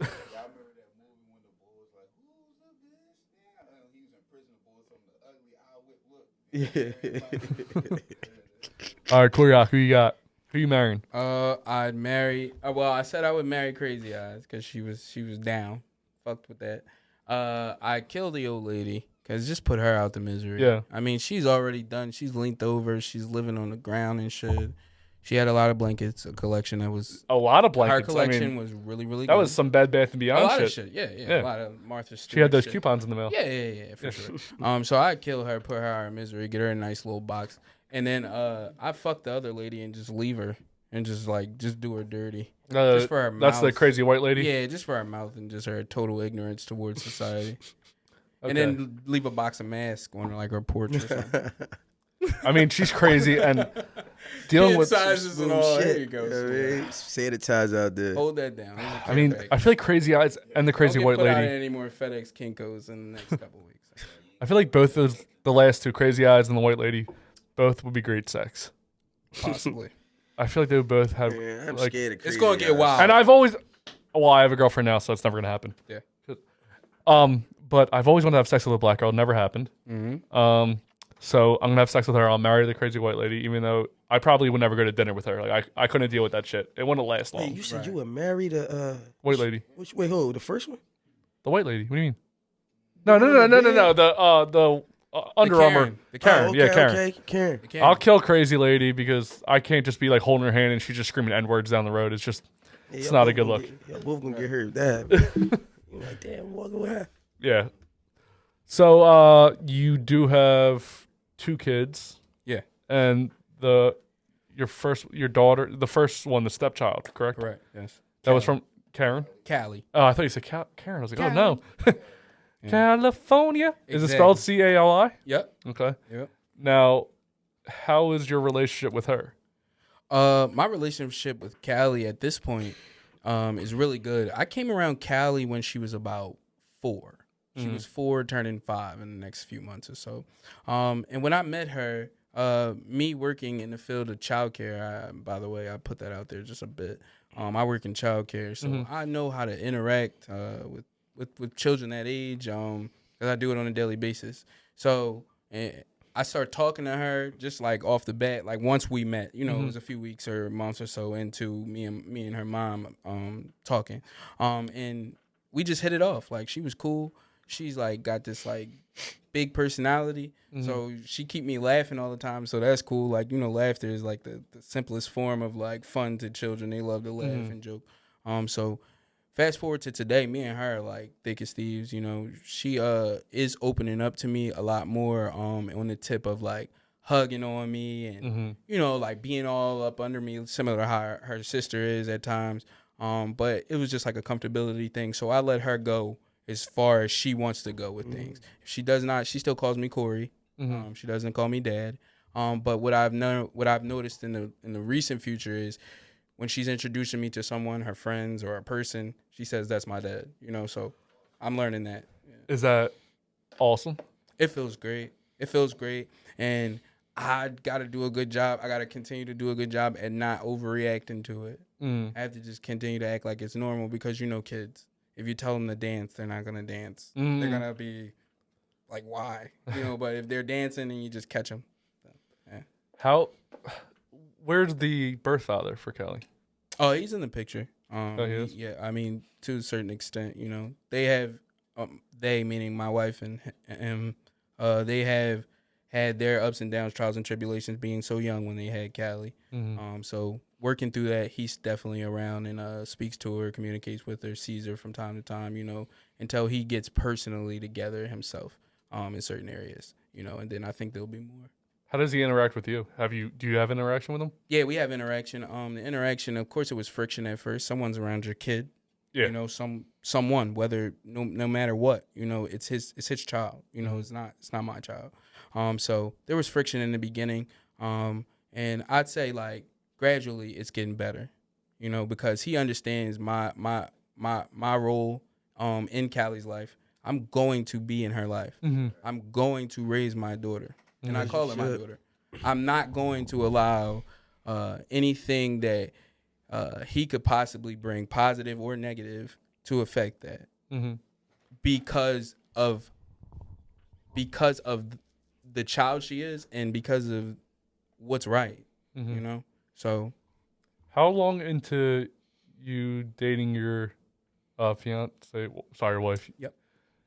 Did you meet her daughter? How long did it take? I'd say it's a few months, and not to say it was too long or too short, but my wife, when I met her, she's a single parent. She has her child. Her mother is extreme help, and her family. She has 5 brothers, and they're all in her life and stuff like that. But for the most part, she's a single parent, so she's always with her child. On the weekends, there's not just some magic person that comes and gets Callie and gives her a break, or if she goes with her dad, then she has her time, or if she goes with her grandmother, she has her times. But for the most part, I knew she had a kid, and I, again, wasn't forcing it, but I knew that, like, how many times can we go out to eat without bringing Callie? Because I know how life is, and I do work with youth and the children, and I know how it goes. That's what's up that you handled it like that. Correct. Yeah, it was the best move because I knew how much I liked Elena. Yeah. Exactly. Exactly. That's why. And you gotta embrace all of her, not just a piece of her. Yeah. It's crazy that I think like how can I put this? Like social media, how it is it's hard. Like people don't do what you're doing right now. That's you know what I'm saying? Looking at the full picture of how much you wanted her. Damn, I just hit the mic. That was crazy. How much you wanted her, how much time and effort you put in to saying I wanted her, so I knew that the kid was going to be around. People don't do that. And I mean, with the social media thing, I'm social media driven, obviously, because it's this day and age. It doesn't mean a lot to me, but as far as my artistry and just showing people, a little bit of my life, moments in time, it means a lot. You know, it's there. And I'm a person who's active on it. And I knew that in dating Elena and how much I was beginning to like her and how much time we were spending together. And then once meeting Callie, I knew that like I had to kind of start beginning to walk people into my life a bit because I'm Coreyockk, because I'm an artist as well, but just because I want to share my life, you know, and that was a little bit hard. Like I was nervous, wondering what people would think, wondering what my family would say, you know, people who have my best interest but might feel like, whoa, man, you're taking a big step, you know? But I just kind of went with my own decision, and then I just kind of introduced it like that, you know? And it's funny, real quick, just how I introduced it. Callie had, when we met for like 2 years, she was telling me she wanted to go to Disney World. My first time like showing people, my family, my new new situation, how I'm moving, was taking her to Disney World. So it was cool. That's a huge step, sir. Yeah, so it was cool. So when you say the first step of showing, you know, your new family, was that on social media? Yeah, and social media. Obviously, my family and friends, personal people knew. But there had to have been like a cousin that didn't really understand it. Yeah, for sure. And what is he like? Who the fuck? What happened? Right, like what's going on here? Yeah, for a long time I was Corey, single, you know, running around doing my thing. So you broke up with the one girl at 20, and then I you was met her for like 6 years. Yeah, so okay, so 6 dating years. different girls, you know, just doing my thing like that. Yeah, and then I met Lane. Yeah. It's funny because like, all right, so I was going through pictures the other day of like I went through like, because me and my girl been together a year, so I put together like a slideshow of like pictures we've sent each other. Yeah. Just like all the pictures throughout the whole year. Yeah. And I remember when she first, the picture I went to all the way at the bottom was the first picture she showed me of her nieces. Yeah. Who are a huge part of my life now and a huge part of her life. We get as much as we can. Yeah. And I remember when she first sent me that picture, I was like, I was like still like indifferent towards kids. I was like, okay, cool. Your kid, those are your nieces, whatever. Yay. And now I look back and I'm like, it's the first time I saw them. Look how little they were, you know. Yeah. So, I mean, yeah. It's just. And I do that from time to time, too. You know, I scroll down on my timeline or something and just look at Callie and Disney World and stuff. And, you know, I was growing up, was able to experience all of those things. And just hearing her with this, like, again, this big ass personality, like when I'm like, we'll do an interview and I'll bring them in here for a show maybe one day soon. Yeah, we've never had kids on with. Yeah, definitely. Hey man, we can switch it up a bit. But yeah, she we just hit it off. She's super cool. When you say a big personality, was that like scary when you first met her? Just because she was so like, well, she was like, hey Corey, how you doing? Like, which way does she act? And then what calmed me down was her mom saying, she was like, she doesn't really do that to a lot of people. So, you know, kids, when they're jumping around and stuff, they're trying to get attention from you. She's like, if she didn't like you, she would just like go get on her iPad or something and just like not even notice you in the room. But because every time I came in the room, she was trying to do all these dances and look at my new books and all this stuff. Yeah. She was like, yeah, she likes you. I'm like, oh, cool. Yeah, kids smell that shit like when you're like nervous meeting them or and they know when somebody's like good with kids. Like I had like if I'm in a restaurant, I'm bald. I don't know why, but babies love bald dudes. And I'll just be sitting there just talking to my girl, and my girl's like staring at you. Yeah. Some of them are bald though. Actually, too, with my girl now, that's happened. But with my ex, the whore, it happened because like we would actually went out to eat more just because Corona. Now me and my girl now have it, but. I just be sitting there, and she's like, baby staring at you. I was like, baby staring at you. They always stare at me. I don't know why. I do have like a cartoonish face where I'm like, I know a guy that looks like you. Like default one white guy face. That's me with a beard. Right. But yeah, dude. Yeah. And were you hesitant? So you didn't have a kid yet, obviously, and you suddenly had a girl in your life, like a younger female. Right. Did you want a boy? Like, were you kind of like, I don't really even want a girl? Because when I was growing up, even until I met my girl's nieces, I was like, I want a boy. Don't want a girl. Don't want it. Yeah, funny you said that though. Everybody, I was telling my wife that not too long ago. Everybody had their time when they think about their kids, their offsprings that they're gonna have. You pick your gender. I want a junior, bro. Yeah, you like, man, I want a boy, or some dudes is saying I want a girl. Honestly, for me, I always said I wanted a girl. Really? I Even wanted growing up? Yeah, growing up, I wanted to spoil her. I wanted to be that dad and and have my baby girl and stuff. And God blessed me with one, so I was so grateful. They teach you patience, man. Yeah, but being with my wife, having a girl already, she wanted a boy, for sure. And was she met? Well, I wouldn't say she man. gave me a poker face her whole pregnancy. You know, she didn't want to ruin it, I guess, for me and say that I really want a boy because she knew I wanted a girl, but I wanted what God gave. It was my first kid, you know. So she didn't never really let me know she really wanted to be a boy until we did a gender reveal, and still didn't know. And then we watched the video, and I saw her face. And I was like, damn, yo, what the fuck just happened? Like, are you upset? And she just was like, I thought it was going to be a boy. So I just was like, oh, shit, I'm sorry. Did you burn down a forest for your gender reveal, or how'd you guys do it? No, actually, I'm a big Eagles fan. So we set up, we had some. Whoa, what? Fucking Cowboys fan. Sorry to hear that, brother. It's like 3 weeks before draft time. You talking like this, man? Come on, man. I'm sorry to hear that. I don't like the pigeons. Anyway, man. Don't like the pigeons, man. Anyway, no Eagles hate over here. This is Delco. We drinking Delco beers. Delco. Yes, sir. I got you. No, I'm good. No, go ahead, though. So yeah, what the fuck? Where was we at? Oh, the Eagles. You said you was a big Eagles fan. Big Eagles fan. Talking about how the gender reveal. Yeah, boom, gender reveal. Yeah, my bad. So we made this little goal post or whatever, and I kicked the ball over top of it, and the ball was filled with powder, and it like exploded in the street. Did it explode as soon as you kicked it? Yeah, or? like I punted it in the fucking air, like super high, and then it just came down and just. Oh, when it hit the ground. Yeah, and then all the powder comes out. Were you nervous that you were gonna whiff it, or did you kick it in high school? I was nervous, so I made sure I got underneath it. I just didn't think it was gonna go that high. So everybody's just standing there like, idiot. What if you whiffed that shit, bro? And we on a residence cars and stuff. I'm like, it's gonna fuck somebody's car. And then it just hit the ground, bowed, and then all the pink stuff came out. And I had a bottle of champagne. I'm a big champagne drinker. But let's get the champagne out. Yeah, Where's the champagne? We got cups. Cups, Fellas, man. I don't know if y'all drinking champagne. I would have bought some orange juice. Oh no, mimosa. Fucking love that you know what a mimosa is, bro. I've done mimosa on this podcast before. Yeah. Black people do not know what mimosa is. Oh no, they do.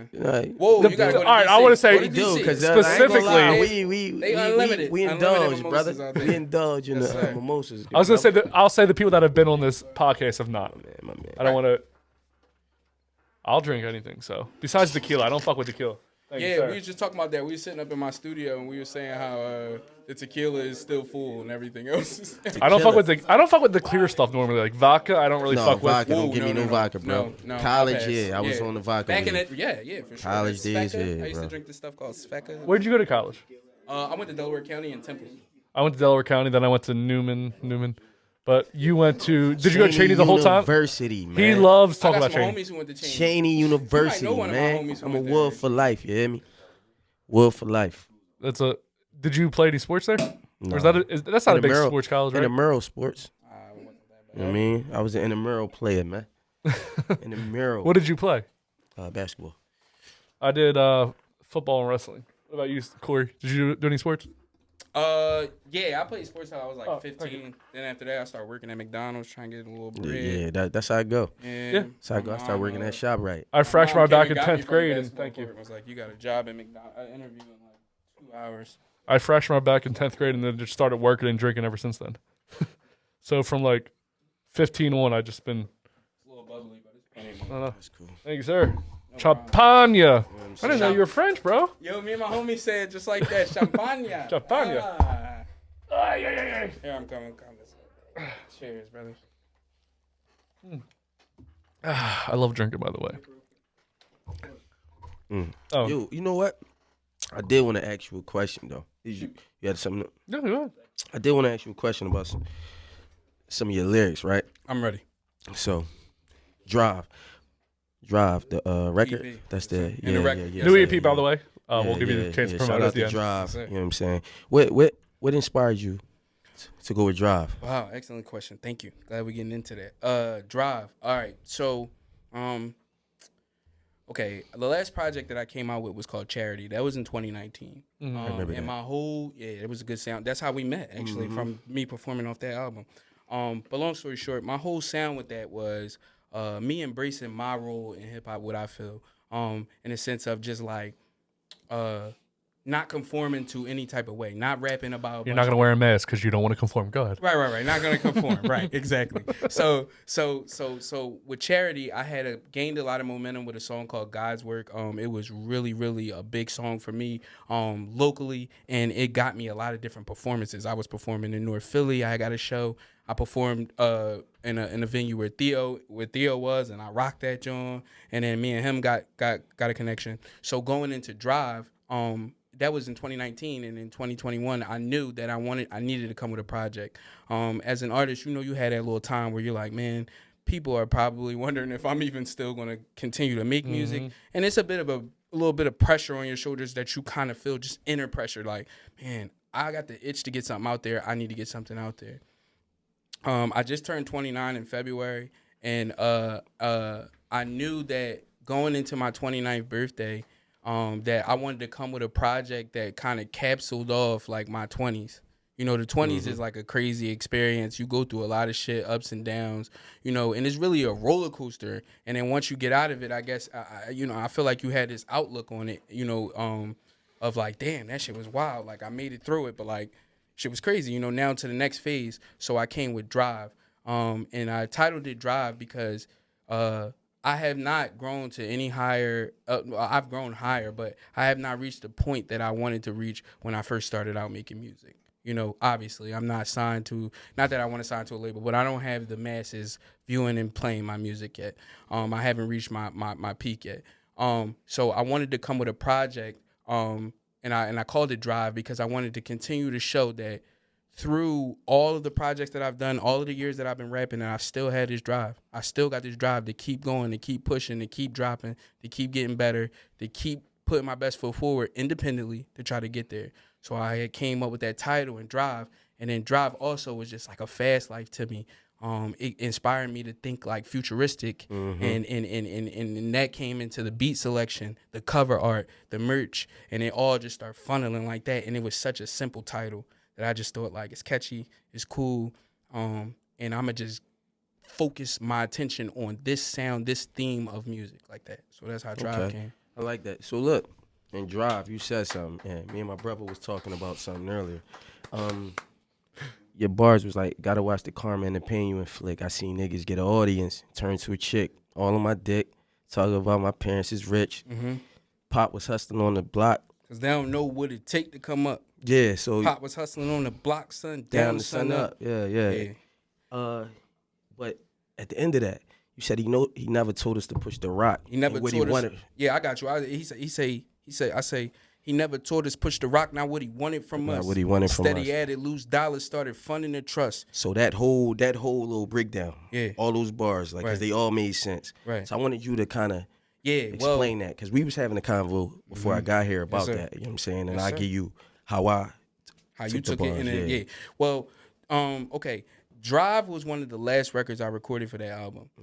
I had a record on there, I'm not going to say which one, that I thought would be the intro. I always try to look for a attention grabber with my intro, whether it's not whether, but that beat selection, what content I'm talking about, how dirty I'm talking. That's what me and my mans like to say, how dirty we talking, like how vivid I'm getting and how aggressive I'm getting in my tone and how I'm spitting my lyrics.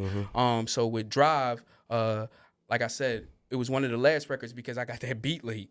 I had so many records and I was finalizing the track listing, and then that producer who had did all of the songs on there except for one, he sent me that record, and I knew I was running out of time because I already had put the date out there that I wanted to drop, and I was like locked in a zone. And I when I heard that beat, it inspired me to talk more real shit about my family and how my life grew up. So when I say my pop added loose funds and started, he never told us push the rock. I feel like that's the lane right now. Drug dealing, shooting people, robbing people, murder one talk, stuff like that. That's what we like to call it. And that's not my form of flattery. Like, that's not how I feel like I should express myself.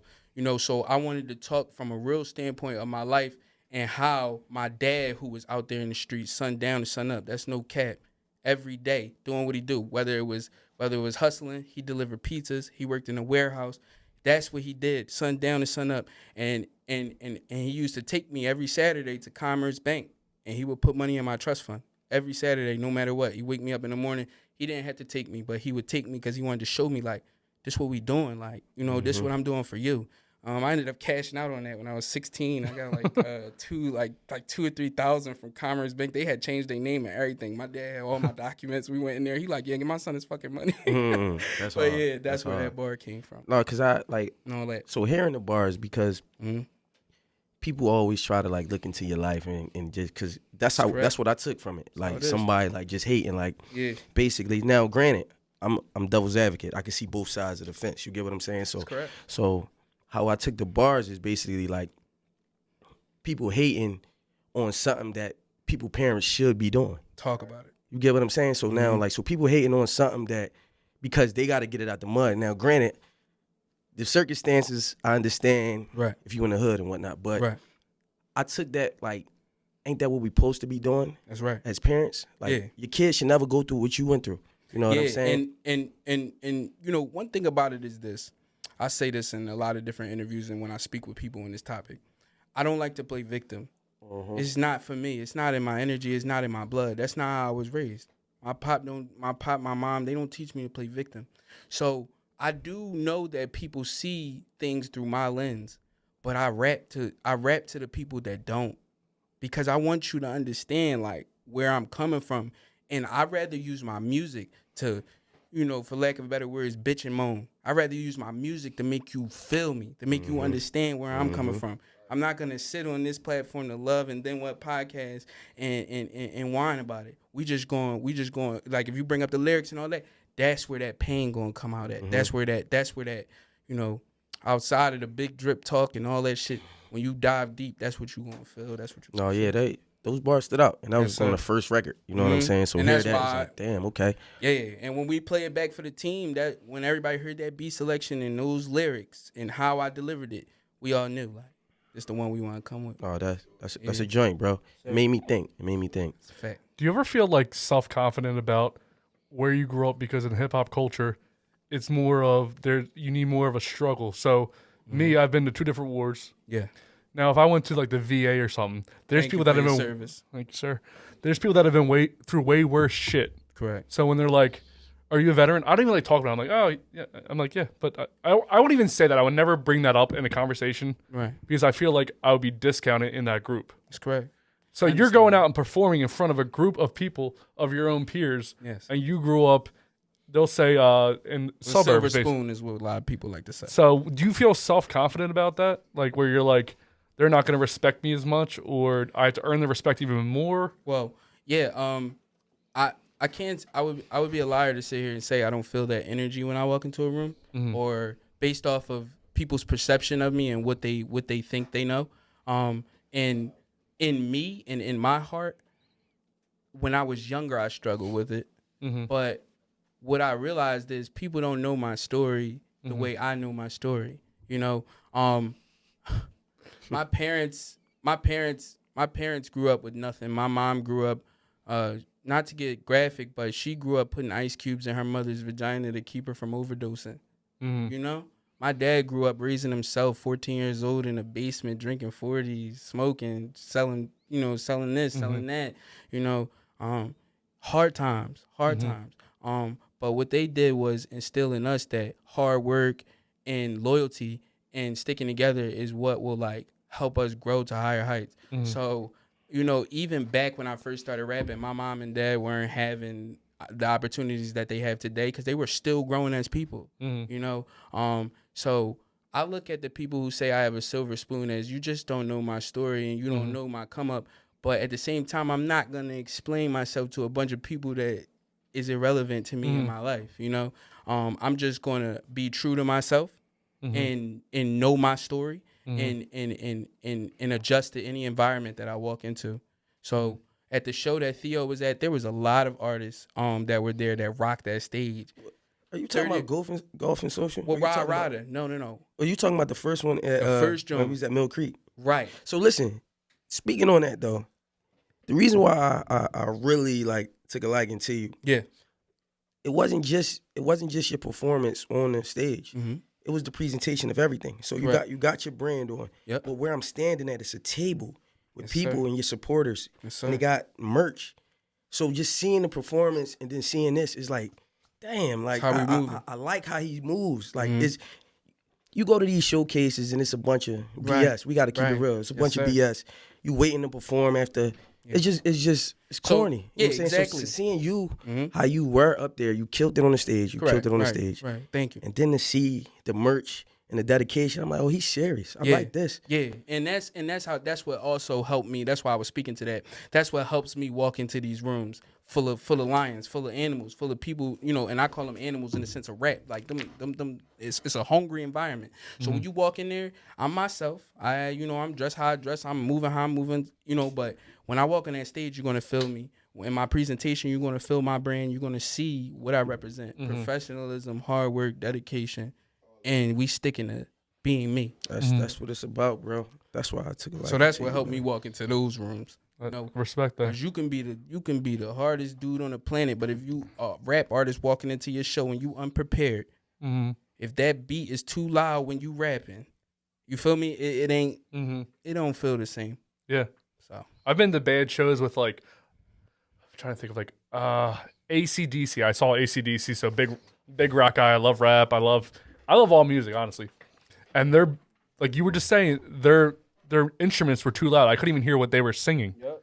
So that ruined part of the show. They adjusted, but still, I mean, even the best. And if you can appreciate what you're going to, a show, like, and a lot of things that I do on stage, I learned from watching Kanye, Jay-Z perform, Wiz, all of my Mount Rushmore artists that I just like picked up along the way. You didn't bring up DMX, bro. Spellbound. It ain't hard to tell. You go crazy. Rest in peace. Rest in peace to X. I was a little young, like to grow up. You were on a year X, under. So my brother was older. You said you had an older brother but too. I grew up on X. But like, so did I. was like I embrace hip hop as that is like as X is part of hip hop as much as I did others at the time. But I did like his. I got some records. There's some records in X. So Eminem and DMX, like you were talking about, raised you. That was like my artist. Like Eminem, basically just my brother's 4 years or 5 years my senior. So everything he was into, I naturally am going to be into because I want to be cool. Right. Because my first concert was DMX though. 1999. I would love. My brother went to Smoked Out. Make it to an X concert. He came out in a cage, bro. Nah, like, I'm mad about barking. that, bro. Oh shit! Like he in a cage, just coming down out the ceiling, barking. It was him and Cash Money. Yeah. Okay. that was You went to two. the joint here? Yeah, It it was was in in Philly. Yeah, everybody be talking about that joint. I'm I like, didn't know what man, was going damn. on. My mom had an outfit laid out for me on the bed and shit when I got out of school. Yeah. And I'm like, what the hell is going on? She like, we're going to a concert. Oh, I yeah, get there, yeah, it's DMX.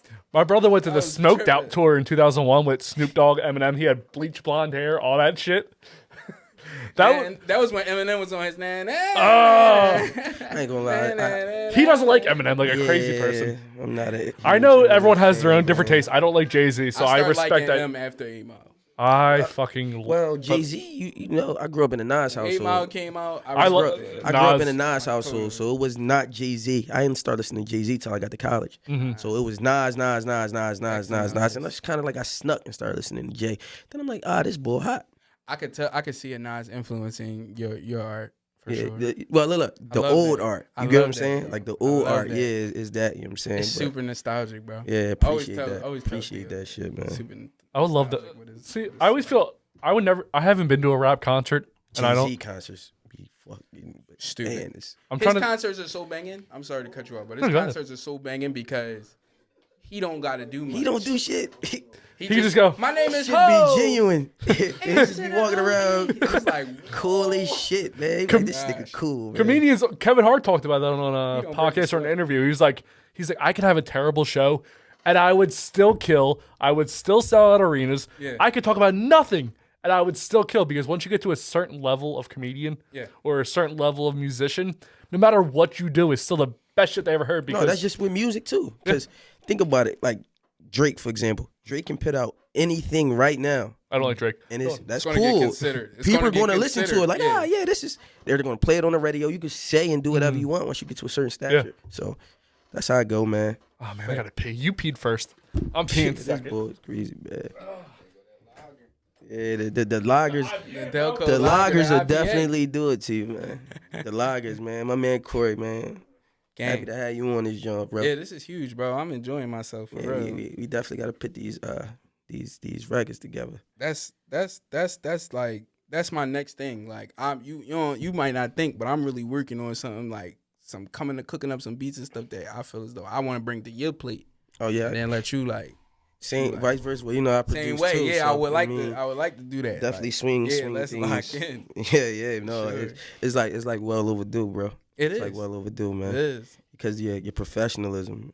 I appreciate and being an artist is dope. Oh man, it's crazy because he was talking about artists. He was asking about hip hop artists and right. what do you say? Hip hop artists and rappers. Right. So look, I always do this. Mm-hmm. It's two different things. It's artists and it's rappers. Mm-hmm. When I say that, I mean like it's people that can rap, and when I say rap, I mean on the gram all day, rap, 32 bars. Rap. Mm-hmm. But when it comes to making a song, it's a different ball game. Different bop. Yeah, like you can't make a song. So I always say it's artists and rappers. It's people in the game now, like right now, who careers was held back because they couldn't do that. They can't make a song. So that's why I don't understand how people don't different. You know what I mean? Differentiate the two. Like yeah, like rappers and artists. Come on, man. An artist gonna take his career would probably be way Kiss. No, I think I think Kiss is. But I felt like there was a time where they was trying to shelf my man, and he could have fit in them pockets. He just needed somebody to structure his situations a couple. What times. Kiss? Yeah. So look, even taking Kiss, Kiss situation. Mm-hmm. Kiss was the commercial one out of the locks.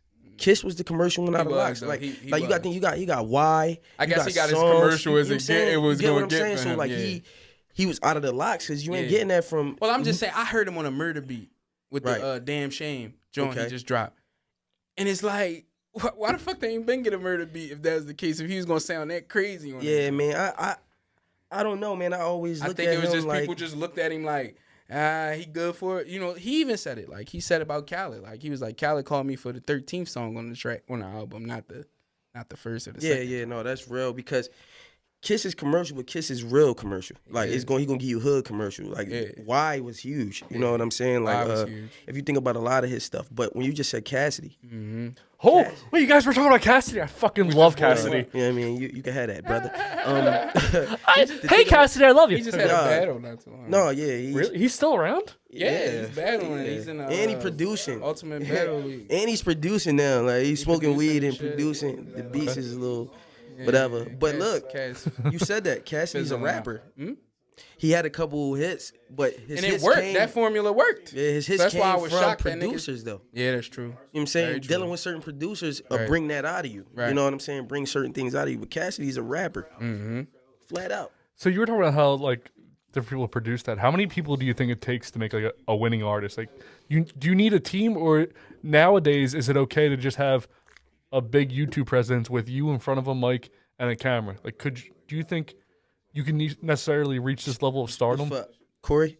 What happened? It's for either of you. It doesn't matter. For either. You guys are both musicians. To make an artist, to be an artist, it could take one person. It could take 30. You get what I'm saying? Mm-hmm. Depending on what type of artist you like.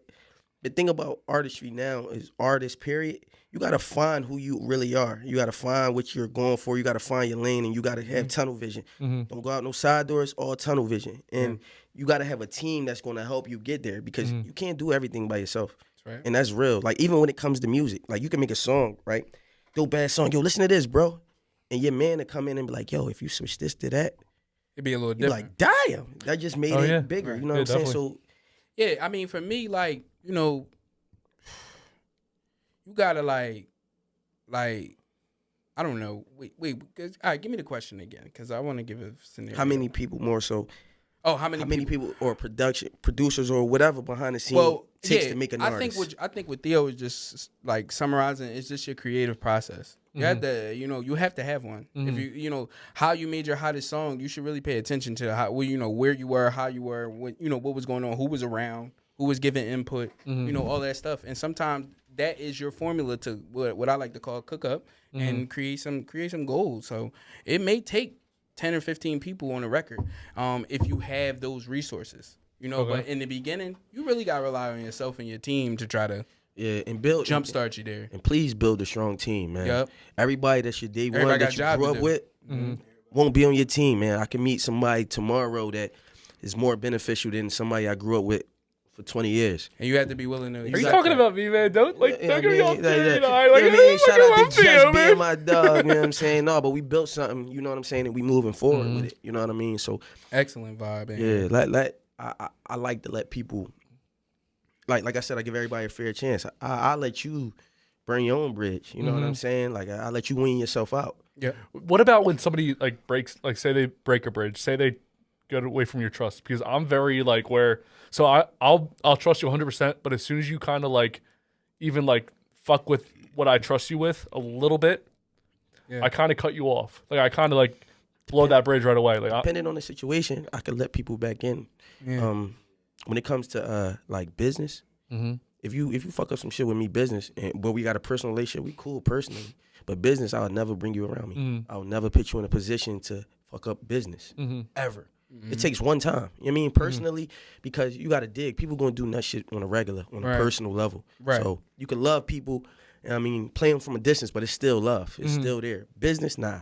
I holla at you. That's what. Yeah, that's similar to what I was talking about. So if you guys can't realize, Theo is now the new co-host of the podcast. Yeah, you know what I'm saying? You mean, I like it. So you know me and Theo have had a great relationship. Show some love, man. He came on once, and I was like, held it down. Here comes another rapper. And then I was like, oh, that's Theo. Yo, he's funny as shit, man. I was really excited. And I was like, you know what? It's 2021. Bitches like that shit And nowadays. I was real hype about it. And we've had like a great relationship ever since. Excellent.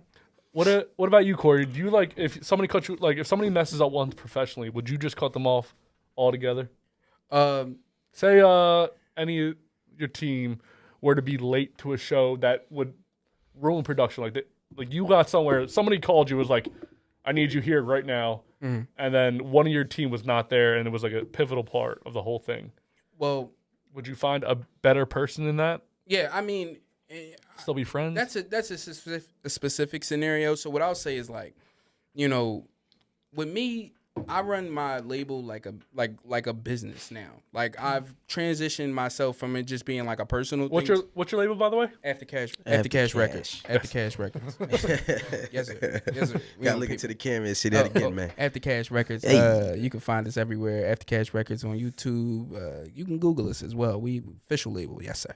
That was smooth, man. I like how you. Yeah, okay. I always try to like let people go. I was like, paint to the camera. Right there. Boom. Right, or right here. By the way, Corey. Cash Records, YouTube, LLC, you know, all of that stuff. We doing big things. Merchandise is sold out completely. It's lit. By the way, Corey, you have your own camera right there, sir. Oh, and then I'm right here too. After Cash Records on YouTube, available everywhere. You know, go stream and running things up. After Cash Records, YouTube. Always got to promote, bro. Always promote. I appreciate it, man. Yeah, definitely. So I forget where we were. Where the fuck were we? No, it was more so about the business, what you were saying. Oh, yeah. I kind of run it like a business, so I hold myself accountable for a lot more than I used to. You know, I don't expect the dude to just see a flyer on my page and know, like, easy, you're supposed to be shooting this. You know, I'm kind of giving him a week or two to know, like, what we're doing, how we're moving, because and that came with me having to realize that I have to buy all the way into what I want to do. You know, I obviously have to work and earn money for my family. My wife also works and stuff as well, but I have to earn money for my family and earn money to fund the things that I want to do with my label. So I can't split myself. I have to split myself that way in the sense of I have to give my time to work and I have to give my time to music. But my business is round the clock. So, you know, I'm going to text Easy while I'm at work if I forget that I have a podcast interview today and I want you to come with me and shoot that, and this is the time we'll be there and this is how it'll go, you know, stuff like that. So I hold myself accountable. So let's just say this, right? Let's just say Easy. Easy. Eat that motherfucker again. Easy. You know what I'm saying? Easy. I see you, Easy. Yeah. Let's just say Easy today. Easy falls asleep just be out of nowhere in the crib and he doesn't make it here. How does the...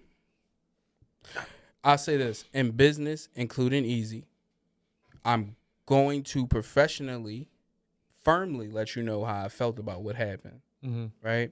But in business, because I come from a family business, I know that things happen. So I have to give you a chance to make it right. How many strikes you giving Easy? Okay.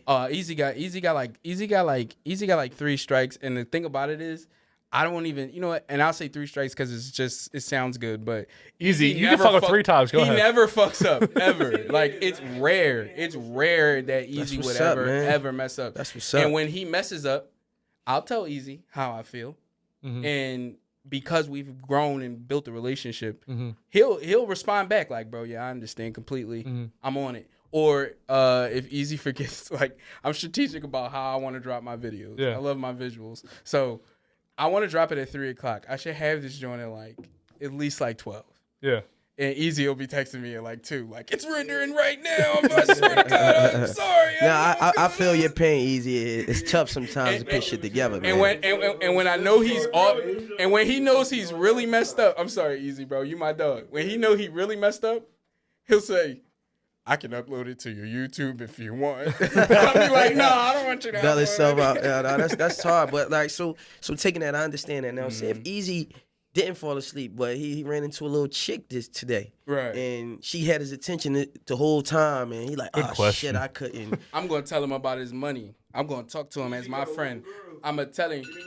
No, I ain't gonna get you, Judge. I'm just, I'm gonna tell him as my friend, bro. You know, like this how Easy. This how my man paying his bills, and I would never speak on what we work out as payments and stuff, but we got money to make, bro. You got money to make for your lady, bro. Don't ever let that do something unless it's something serious, because I have a family. I know how this shit go. There's been times I did nut shit to Easy in the sense of, bro, man, she holding me up. You hear me? I'm late. For the most part, it's never an issue. But if it were, I would address it straight on. And you're gonna feel how you feel. But this is my art, and it ain't free. In the sense of anything. I know everything. Everybody got a price. Everything is nothing in this world is free. No, real shit. It seems like you got a real solid foundation, man. Yeah. And that's what you need to even be successful out here, bro. But even with a corporate business, I give you a chance to make it right as well. Somebody mistreat me in the store or something. If I'm letting you know how I feel, you see that I'm coming from a place of just like professionalism. What's right? What's wrong? Make it right, dude. And if you don't, then it's fuck out of here. No, that's. Yeah, Easy, motherfucker. Yeah, Easy Mellow, man. Easy Mellow never. No, that's Wait, is that's his real, all right? What is? You don't have to say what his real name is, but is it even close to that? Like, how did he get that name? It's just because he's so chill. It's got an E in it. Okay, Eric Mello. Long story short, I made an email. I had a nickname of Easy when I was younger. Uh-huh. I made an email. I put the Mellow just for some fun shit, and then people So, okay, so he had his email. My name. You don't well, my Xbox. 2K work, man. My Xbox. You don't want no 2K work, man. He ain't talking.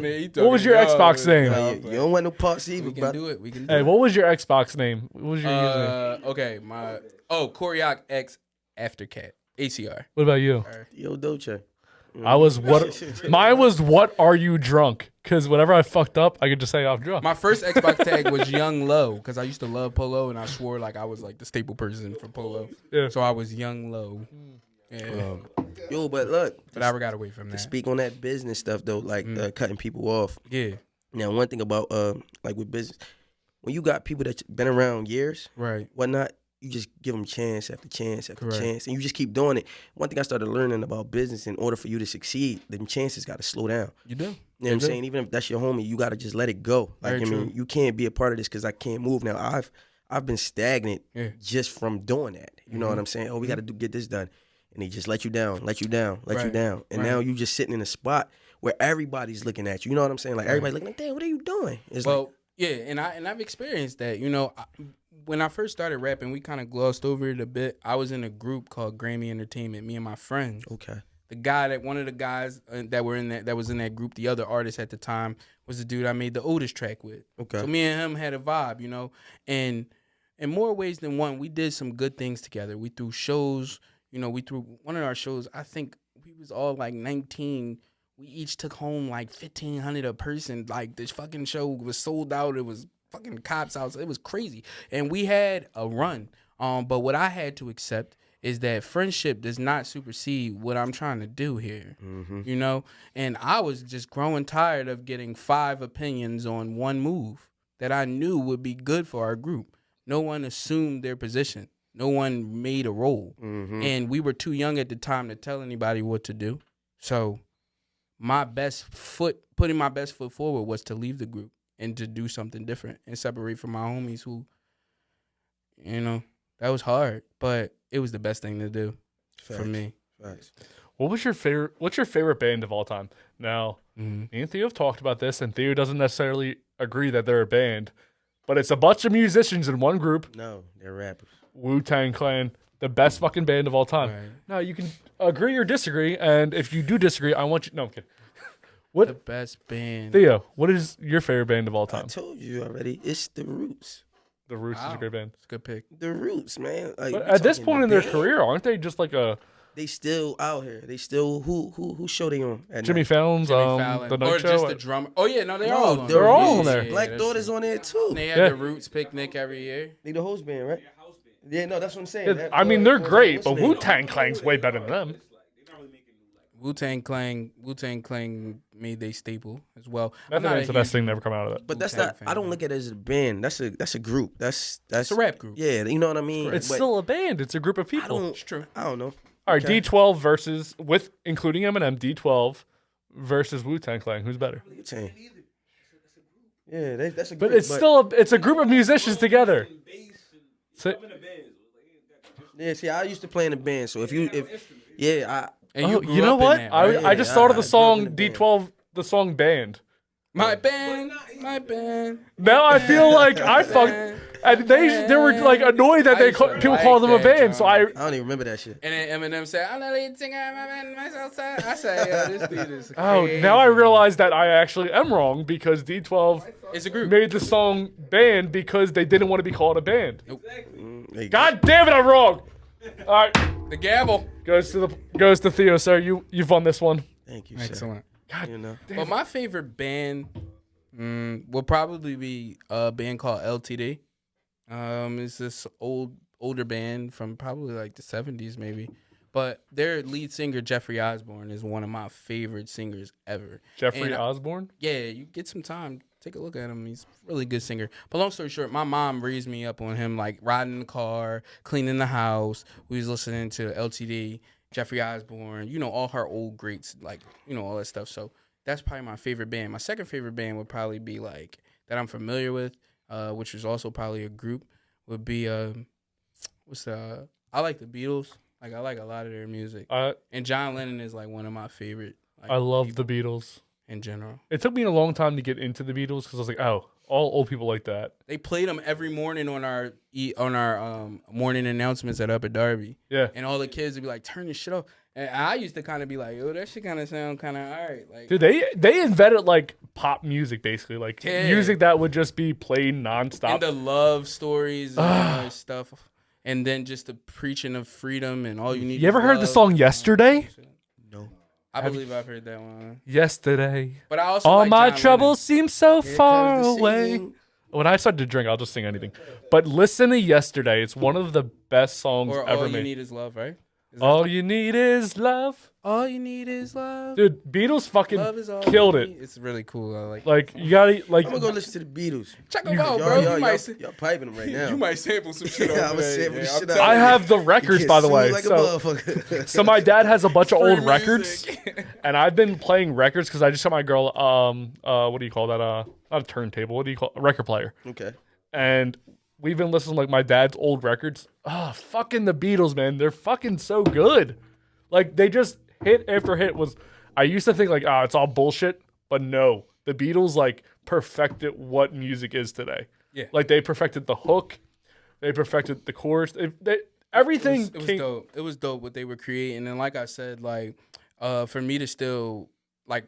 I ended up following John Lennon once they once I did my history. I wasn't born. What do you mean you followed John Lennon? He's dead. I liked his I followed his career, learned more about him and some of the things he did and how he helped the Black Panthers, and he was just like John Lennon was a really good dude. He was a really good dude, and he preached a crazy message, and he had made his mistakes, but overall. To get popped outside of his apartment like that was crazy. John that's how he died? Right in front of his lady, man. Damn, for real? Have a good night. I ain't never. Yeah, John Lennon died right in front of his hotel. Yoko Ono. Yeah. Well, Yoko Ono ruined the Beatles. That's the reason the Beatles broke up is because Yoko Ono. Once you get some good pussy, apparently it just Whatever happens, Hey, bro. man, and there it is. It starts the test of time, man. These women, Good these women pussy that coming since in the between- beginning of time These has been women- the reason for everything. Hey, man. Wars, continents, fucking best bands ever. Lot of Everything shit. will disband. War They're comes at the from root of a lot of problems. Yeah. Yes, very much so. Yeah, People need to stop being so soft. no, that's Or that's rap, bro. facts. I get hard for my girls. So look, As do I. love and then what, right? So speaking still getting back to like love and then what? Yeah. Let me ask you your priority list. Okay. Like 1, 2, 3, 4. Like what's main priority? How does it go? Like with music, with the family, with wifey, with the kids. Like how does it go? Mom, dad. Well, this is how I look at it. With my music, I don't feel like I'm reflecting a bad light on anybody in my family. Right. You know, I feel like what I put out there, obviously, if it's an explicit song, I'm talking about some content that shouldn't be for all ears. But I would never put something out there that I think would embarrass or make us look bad. So the priority is family. Mm-hmm. That's number one at the top, because if I have a bad dream where I lose my family, it don't feel right. You wake up like, baby, you all right? Like, or you touch her leg or something. You know, it just doesn't feel right. They're my backbone. That's the ones I need to lean on when dad ain't making a good song, or you know, or whatever it is. And then second is music. It's music, because the music is what I truly want to be doing in my heart. It's what I want to do every fucking day. I heard you speak about music, and I do my homework, like I said, so I watched a lot of the interviews, and I felt every word. I tried to call you, actually, on FaceTime, because I didn't have your number, or I did have your number, but I didn't know, like, you know, I didn't know if it was saved. I was just trying to get to you, and I was trying to tell you, like, man, when you was talking about your music and how it means so much to you, that's why that's number 2 for me, because it does. I would rather be doing shit like this. I would rather be doing interviews with you guys and not have to wake up tomorrow morning at 6 a.m. and go to fuck the work. Well, that's everyone's dream here. So I started this fucking podcast because I was depressed after my breakup, and I felt like podcasts were the only way to find a outlet to all the depression, all the shit I was going through. That's so true. Like, you need somebody to talk about not the weather, the fucking whatever the fuck's going on in the world. Whatever's on your mind. Yeah. And you just want to hear somebody talk about something normal when you're going through that depression. I mean, music was a huge thing. I started listening to songs that I never thought I would listen to. Right. Like, I used to make fun of songs, and then I went through a breakup, and I was like, you tore my heart open. You left my heart, like some bullshit. I was like, this is some pushy shit. It's a passageway to your heart, your mind, your feelings, all type of There's stuff. like different levels. Like, you listen to fucking John Mayer in the beginning of the breakup, then you're like DMX, like fuck that bitch. Yeah. Like, you get pumped up with music is a huge part of it. That's why I don't get why people don't you know. I get what Theo was saying when you say, you know, he doesn't want to say anybody's trash, because like we said many times throughout this interview here, it's something for everybody. You know, real talk. Yeah. You never really caring about heartbreak music as much, or never really appreciating it, maybe caring about it, you know, hearing it and be like, oh, that sounds good. But really being able to live with it and have somebody rapping or singing word for word how you may or may not feel is pretty cool. It's crazy that you said, though, like, family is the top of the priority, right? Because Yeah. for me, don't get me wrong, Yeah. family is everything for me. But when it comes to the music aspect of it, like how deep I'm in it, Yeah. sometimes family will take the role of just regular people out. You know That's why? right. Because they don't take it serious until something big happens. So me saying that I'm a rapper, I'm an artist, I do this, they don't actually be that supportive. Oh, yeah, I see you, T. That's yeah, true. I see you. It's Like, true. yeah, but it's not. It's not a thing of, damn, T, when the next joint so I could come. Yo, let me purchase this. Let me do this. So Right. like, And my that's the part- priority is. That's why it's my daughter and music are everything, and my daughter raps. So it's Pretty all cool. ties in. Yeah. It works out for me. I Right. don't have to really worry and about that's the that. part. That's the part that, like, you know, that's the part that I obviously just didn't speak on. You know, there are so many times where the family and the music just mixes in a bad way. You know, and it is something that I guess I've just accepted. You know, And what I've also accepted is the fact that being as though, if you ask me to make a list, I put family at the top. I've accepted that if I don't succeed in this music the way I would like to, that may be why. But I've just decided to live with it, Bro, because of what me spiritually, physically, mentally may need, So hopefully I can prevail past that. But I do know it's second on the list, and that shit it bother me even categorizing it that way. But it's just in my heart. It eats at you, bro. Like it really eats at you. You know what I mean? I don't even watch certain content with artists that I feel like I might be watching an interview with an artist and be like, what the fuck is this dude even talking about, man? I should be up there. No, facts. No disrespect to him, just it's just that competitive nature, like. No, that's a fact, man. Some people don't know how to conduct themselves. My family now is just starting to listen to it on episode 31, 32. I have no idea what it is. Pretty cool. But they think of me on this podcast. So in my family, I'm the most reserved person. People think of me as very reserved. And they're like, oh, you are sitting there denigrating women. I'm like, I have never said anything disrespectful unless it's like a preview. Yeah. You'll see me talk shit on everybody on a preview, but it's basically me chopping together things I've said throughout the podcast to make me sound like I'm saying something different, or you're saying something different, or he's saying something different. It's media. Yeah, I really don't care. Like, unless it goes to my job, and even if it went to my job, how about this? Would you quit your job for your craft? I did it. I left the post office when everybody said, that's a great job. Don't do that. Like, family, like, look down at me for leaving the post. Family they looked at you as immature. Yeah, like, why would you leave that government job? Because I don't want to be worked and broke down like you right now. And I'm not even trying to be funny or smart. Yeah. But look how you walking right now from 30 years of working for somebody that don't give a fuck. If you can't make it in, they'll find the next motherfucker. That's correct. Fuck that. You know what I'm saying? You ain't doing me like that. Yeah, You have a family now. Yeah, remember? I have a family, and that's why that's number one on the list. So the answer would be no. But then also just to throw this in, I work for a family business. So at times, honestly, I do feel trapped into chasing a dream for my family that wasn't mine. And it's hard to live with mentally. I think about it, and I'm just like, I'm giving my parents essentially 70, 60 hours a week that is helping them accomplish their dreams. But I know mentally, overall, that's not how I should look at it. So it's hard sometimes, though, for sure, because I know what I want to be doing. And then I got to look at Riri and Callie and, my wife in the bed or eating at a table and know, like, I ain't going a certain route to get no money in this house because my freedom means too much to me. I've seen too many people die, too many people go to jail, too many people lose everything behind it. So I have to kind of just live with my decisions and keep pushing.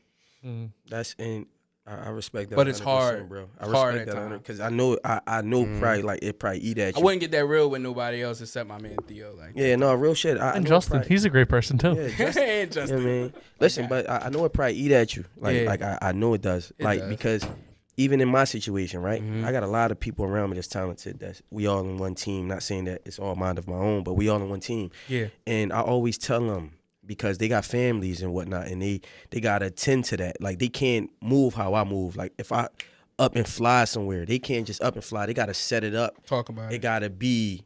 So I always tell them I could be the sacrificial lamb for everybody. Yeah. Just because I'm in the position to do. Yeah. You know what I'm saying? My responsibilities is not where yours are. Yeah. You know what I'm saying? So I watched Jay Breakfast Club interview the other day. He said that about Ye. Yeah. And I'm sure he still feels that way even after all the shit they went through. But he said Kanye is the guy that has to go over to the other side of the hill and say, the Indians is over. The enemies is over there. Sorry, not the Indians. The enemies is over there. Yeah. And they they got bow and arrows. They got all type of shit. Yeah. And then we all go behind his lead. Yeah, so sometimes you gotta be the person to draw the line in the sand. Exactly, and be bro. Like, this is how it's going. I'll take all the losses for us to succeed. It's hard. I'll definitely take the losses for us to succeed, long as I know that it's a us. Yeah, it's a us thing. You know what I'm saying? As long as I know that you got my back. If I fall, too hard, I know that you got me. But I'll be the sacrificial lamb to get us to where we need to be. You know, when they say, I put my foot in the door, but y'all gotta help me push it open. You know what I'm saying? So like, Like that's where I'm at. You know what I'm saying? So like seeing you, somebody like that that's family oriented. Yeah, put family first, bro. Yeah. Because at the end of the day, like you said, that's going to be the ones It's the that got backbone. you It's back, it's right? what I You know what I mean? what I lean on, what I stand on. Yeah, that's what it is, man. Gotta accept it. Man, I respect you for that, man. I see appreciate you, man. that. Yeah, I appreciate big that, dog. my guy. You already know. So Theo, you guys were just talking about backbones, and we've already talked about the importance of relationships in music. You are no longer in a relationship. Who do you fall on for your backbone now? Number one, my man Rel. Oh, hey, Rel. Yeah, Rel, it's crazy. Remember we was talking about day ones and whatnot. Mhm. Rel, not a day one. You get what I'm saying? But he's a day one for me. You know what I'm Is saying? he a trainee guy? Right. Nah, it's crazy. Like my cousin told him about my music. He became a fan. We had long talks with great dialogue. Like we had real long talks about a lot of different things, and he ended up being like one of my closest friends. Like he's one of them people that I could say certain things, and he knows my body language. He knows everything about me. Where I could walk in this room some days and I just be like this, and I come in like, damn, what's wrong with him? Nothing might be wrong. The blah we've talked about on you know your what I'm episode. saying? And it's just me, but he knows how to take it where other people, man, he on some nut shit, and they'll leave you or don't want to be around you. Where he understands me. My brother Thomas, He embraces The it. smoothest talker. yeah, you know what I'm saying? This side, dude, not even of the Mississippi. This side of the fucking equator. I think he's asleep. He's fucking over there. He's asleep with the glasses on. My Man. daughter is like blowing me up. I'm gonna just give her a quick second. Just Say hello, daughter. hi, you stinker bug. You want to say hi to the radio show? Hey. Say hi to the guys. How you Hi. doing? Mom, I'm doing an interview. She fell? Oh gosh. Are you okay? Okay. Daddy mode. You know I'm what sorry, saying? y'all. You see my man? No, you good, man. Ooh, that Daddy like it mode. hurt. All right, I'll talk to y'all in a minute, Mom. I'll call you back. All right. Sorry. Ain't that nah? What do you call your grandmother? Grandmom? Mom? What do you call her? I call my grandma. I call her grandma now. It was my mom for years. Oh, but I grew up. Yeah, you definitely. What does your daughter call your mother? Oh, she Actually, calls my mom. yeah. That's her mom and her pop-up. What about you? Nah, she calls my mom Mama. She says the whole name Mama Marquita and Pop Teddy. Okay. See, my mom basically like strategized a way to keep me away from my dad's side growing up. Mm-hmm. So she called them other mamam and other pop. So I started to say it to their face, which was super disrespectful. And I was a kid. I didn't realize it. Right. So Speaking on this, names real quick. I'm gonna make this quick, right? Sure. What do you call your mom and dad? all right. So my dad, I normally call John Judge because his name. I'm saying like if you call him, yo, dad, what you doing? Or you talking to your sibling, yo, do you say my dad? Oh my yeah, mom? I say my dad, my Alright, mom. so- I say John I don't Judge. know why I do that. So So my brother will be like, "Yo, you talking to my mom?" I'm like, "No, I didn't talk to my mom. Did you talk to your mom?" You know, yeah, kinda weird. it's Yeah. crazy, right? I don't know Because- why we do that. So Because it is my mom at the end of the day. Maybe speaking in of them this, arguments man, when this we is was crazy, right? So look, me and my siblings, my mom and dad, their names are mommy and daddy. Right. But it's a name. It's more so not like you get what I'm saying? It's like her name is Marquita. Mommy is her name. You get what I'm saying? Right. So it's funny calling it like me and my brother was having a conversation, and I was in like 11th grade or some shit. But I'm on a bus with my homies, so we having a conversation, and I'm like, yeah, no, daddy said it was on a couch, like you know what I'm saying? They sent it there, yada yada yada. I was like, no, call daddy because he be on that shit. And everybody around me was just looking at me. Yeah. The fuck, who's daddy? That might have been where it started Freak from ass, for me. like, who is daddy? Like, and it was a bid, you know what I'm saying, and not even a real thing. That's all I wanted to know. If y'all really like, yeah, man, it's probably just us.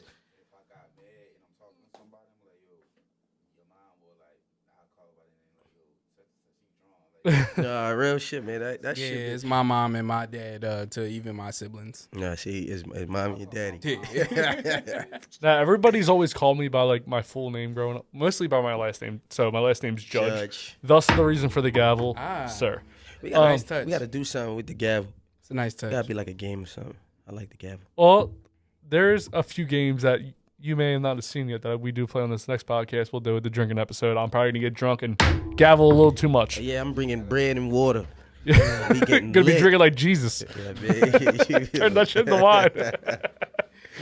Oh man, but no. What the fuck was I just talking about? I got into Jesus. The names. now. It was the names. It was before the. Oh yeah, everybody's always call my dad John Judge just because he's one of those guys that just walks in at the worst time. You can't be like Judge's dad walked in. It's like, oh, John Judge walked in or Mary walked Damn, in. his name John Judge. Yeah. And then they named you Justin Judge. He's like the fourth too, so I could have been a JJ. fifth. Ah. He has 4 J's. He's a junior actually. John James Judge Jr. There's Damn, James all Judge. J's? Yeah, I was this close to being a Tongue John. twister, man. I was this close to being a John, but my mom fucking ran the household, so my name's pants. Justin. What's up? But I mean, John's. I don't think it's a bad name, but it's so fucking basic. But that would have been a basic as shit. You know name. a few Johns in your life. Every guy, or every white guy specifically over 30's name's John. Like every time I meet somebody, I'm like John or Bill. Yeah, yeah. See what I mean? Shout out to John. Like even the whore, my ex, her dad's name was John. John. Yeah, everybody's name is fucking John, bro. It's so basic.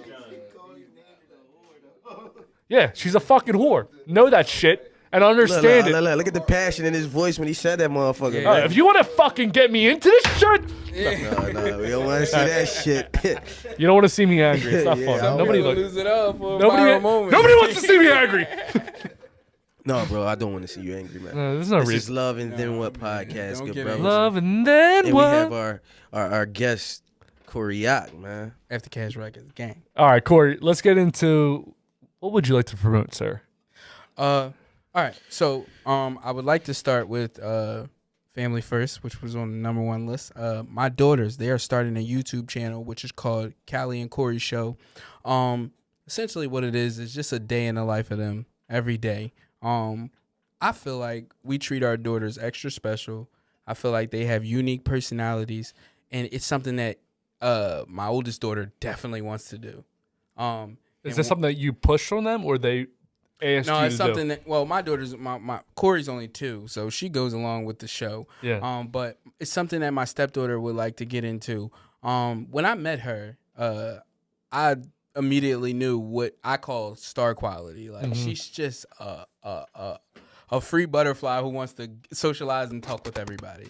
And she knows exactly who she is. So with that, I did a few test runs and recorded them and recorded her and asked her to tell me about her day, and spot on, boom, every time she's able to just, fall right in line and turn it on, as I like to say. So she's been begging me and nagging me, and she sees all the things that I do. She wanted to come today, but I just told her, like, just stand down. We'll work something out. We can definitely but have him she back just wants on. to be a part of it, and she embraces every part of my music. She dances all my songs, all that stuff, and she tells me about lyrics and stuff and beats, and she'll be like, I don't like that song, or I do like that song. So I knew she wanted to be in front of the camera. Mhm. So it was like a joint effort with all of the family, and then once my wife thought it would be okay, Corey got older. She's showing that she's a bit outgoing. So Callie and Corey Show will be coming to YouTube very soon. Episodes filmed and shot by not filmed and shot because it's the same thing, but filmed by my very own cameraman Easy Mello. Easy Mello. This fucking guy over here again. Easy Mello. We gotta do this every time you say his name. bringing my kids into the business and just letting them do their thing. You know? So I would like to promote that. Also, I have an album out, EP, which Apple Music called it. I wish they would just erase it because my album can be 2 songs if I want, but I guess an album is not considered.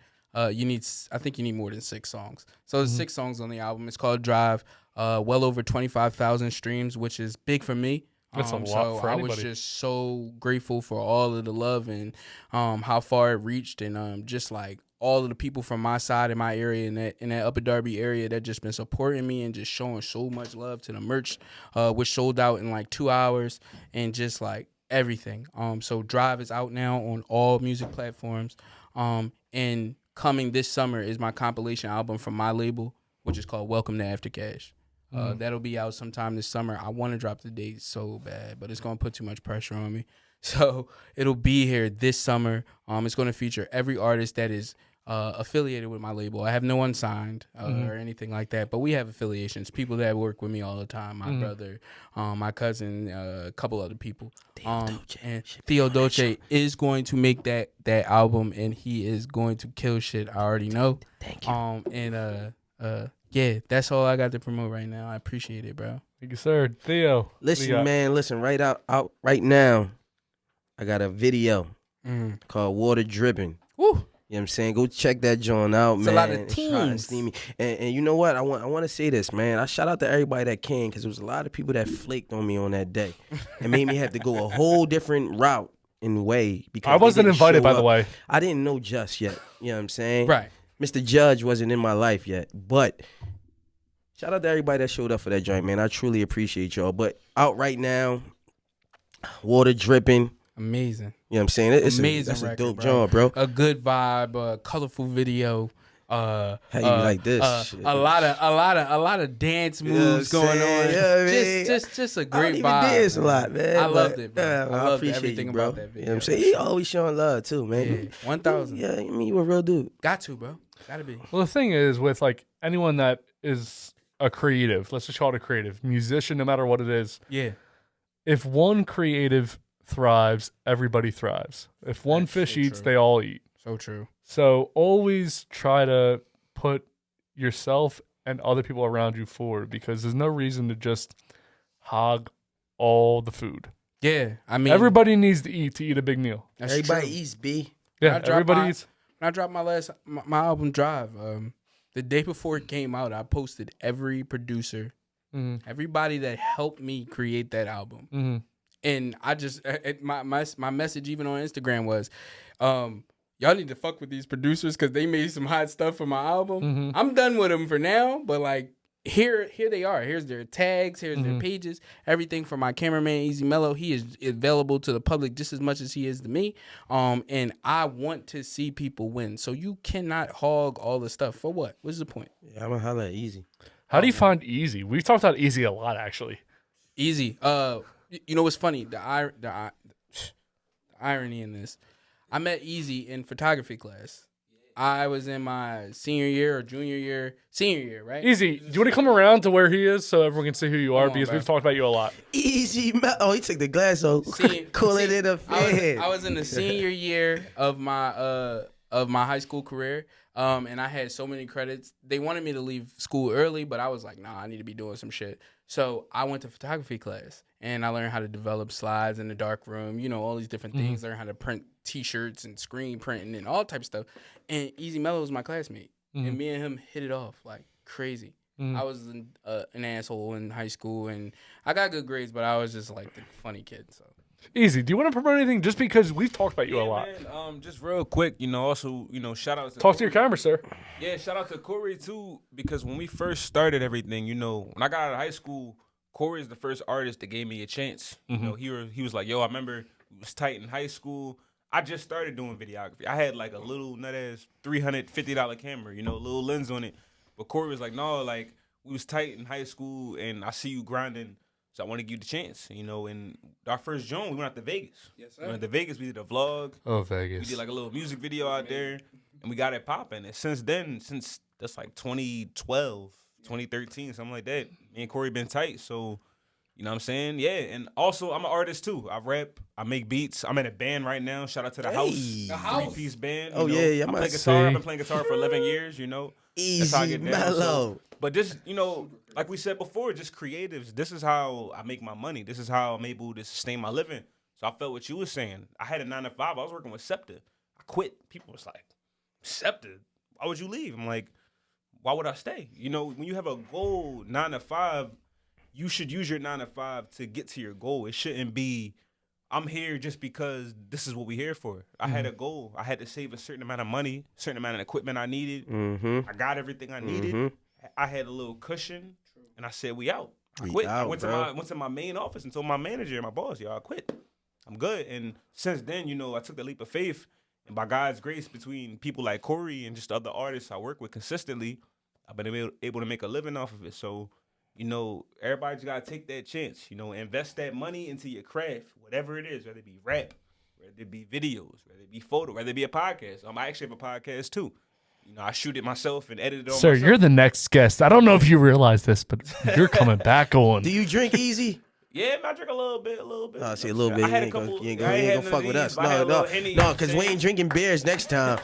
It's start with straight shots and then pop bottles. You know what I mean? We ain't gonna put on no models, man. I know y'all are in relationships and shit. No models will be here. But hey, man. Except my girlfriend Ashley, she's the model. Oh no, yeah. My cousin Ashley. model too, man. You know what I'm saying? But yeah, man, that's all. I don't really have nothing to promote right now. Just check me out. If you're looking for some video work, follow me on Instagram at EAZYMELOW and check out my band, The House TH. Yo, you cool as shit. HOUS. See, every and we out. Thank you, sir. See, the whole point of this podcast is everybody has a story. Correct. Whether it's the person behind the camera, the person that works at Wawa, the musician who's in front of 1 million people. Yeah. Everybody has a story. So true. And that's the power of this podcast is I want to hear everybody's story. We want to hear everybody's story. Amazing. And all of you can come on, whether you work at the dollar store or you are rapping or singing in front of 1 million people. We want to hear your story. So dope. This is a podcast for you, not for me, not for Theo.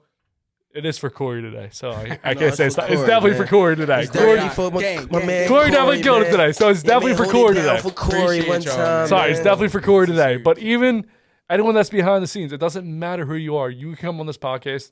You can tell your story. Corey, did you have a good time on this podcast? I had an excellent time on this podcast. This podcast is something that is you can get in at the ground floor right now, so you should. Shout out to my man Theo Dolce. Shout out to Justin. This is a podcast where you are completely comfortable and you need to be completely transparent because we trying to create great content. So Thank you, Love sir. and Then What podcast. I really appreciate y'all so much, man. We appreciate Thank you, sir. Really, man. I love having everybody on, the creatives, the regulars, the moms, the dads, the pops. I don't care who you are. If you want to come on and tell your story, we all have a story to tell. That's correct. Big facts. Please come on. Look us up at Love and Then What, loveandthenwhat.com. You can find us on YouTube. Fellas, excellent work, man. Jeez. Oh man. You gotta take Jeez. Bro, everybody already hit me up on the gram like,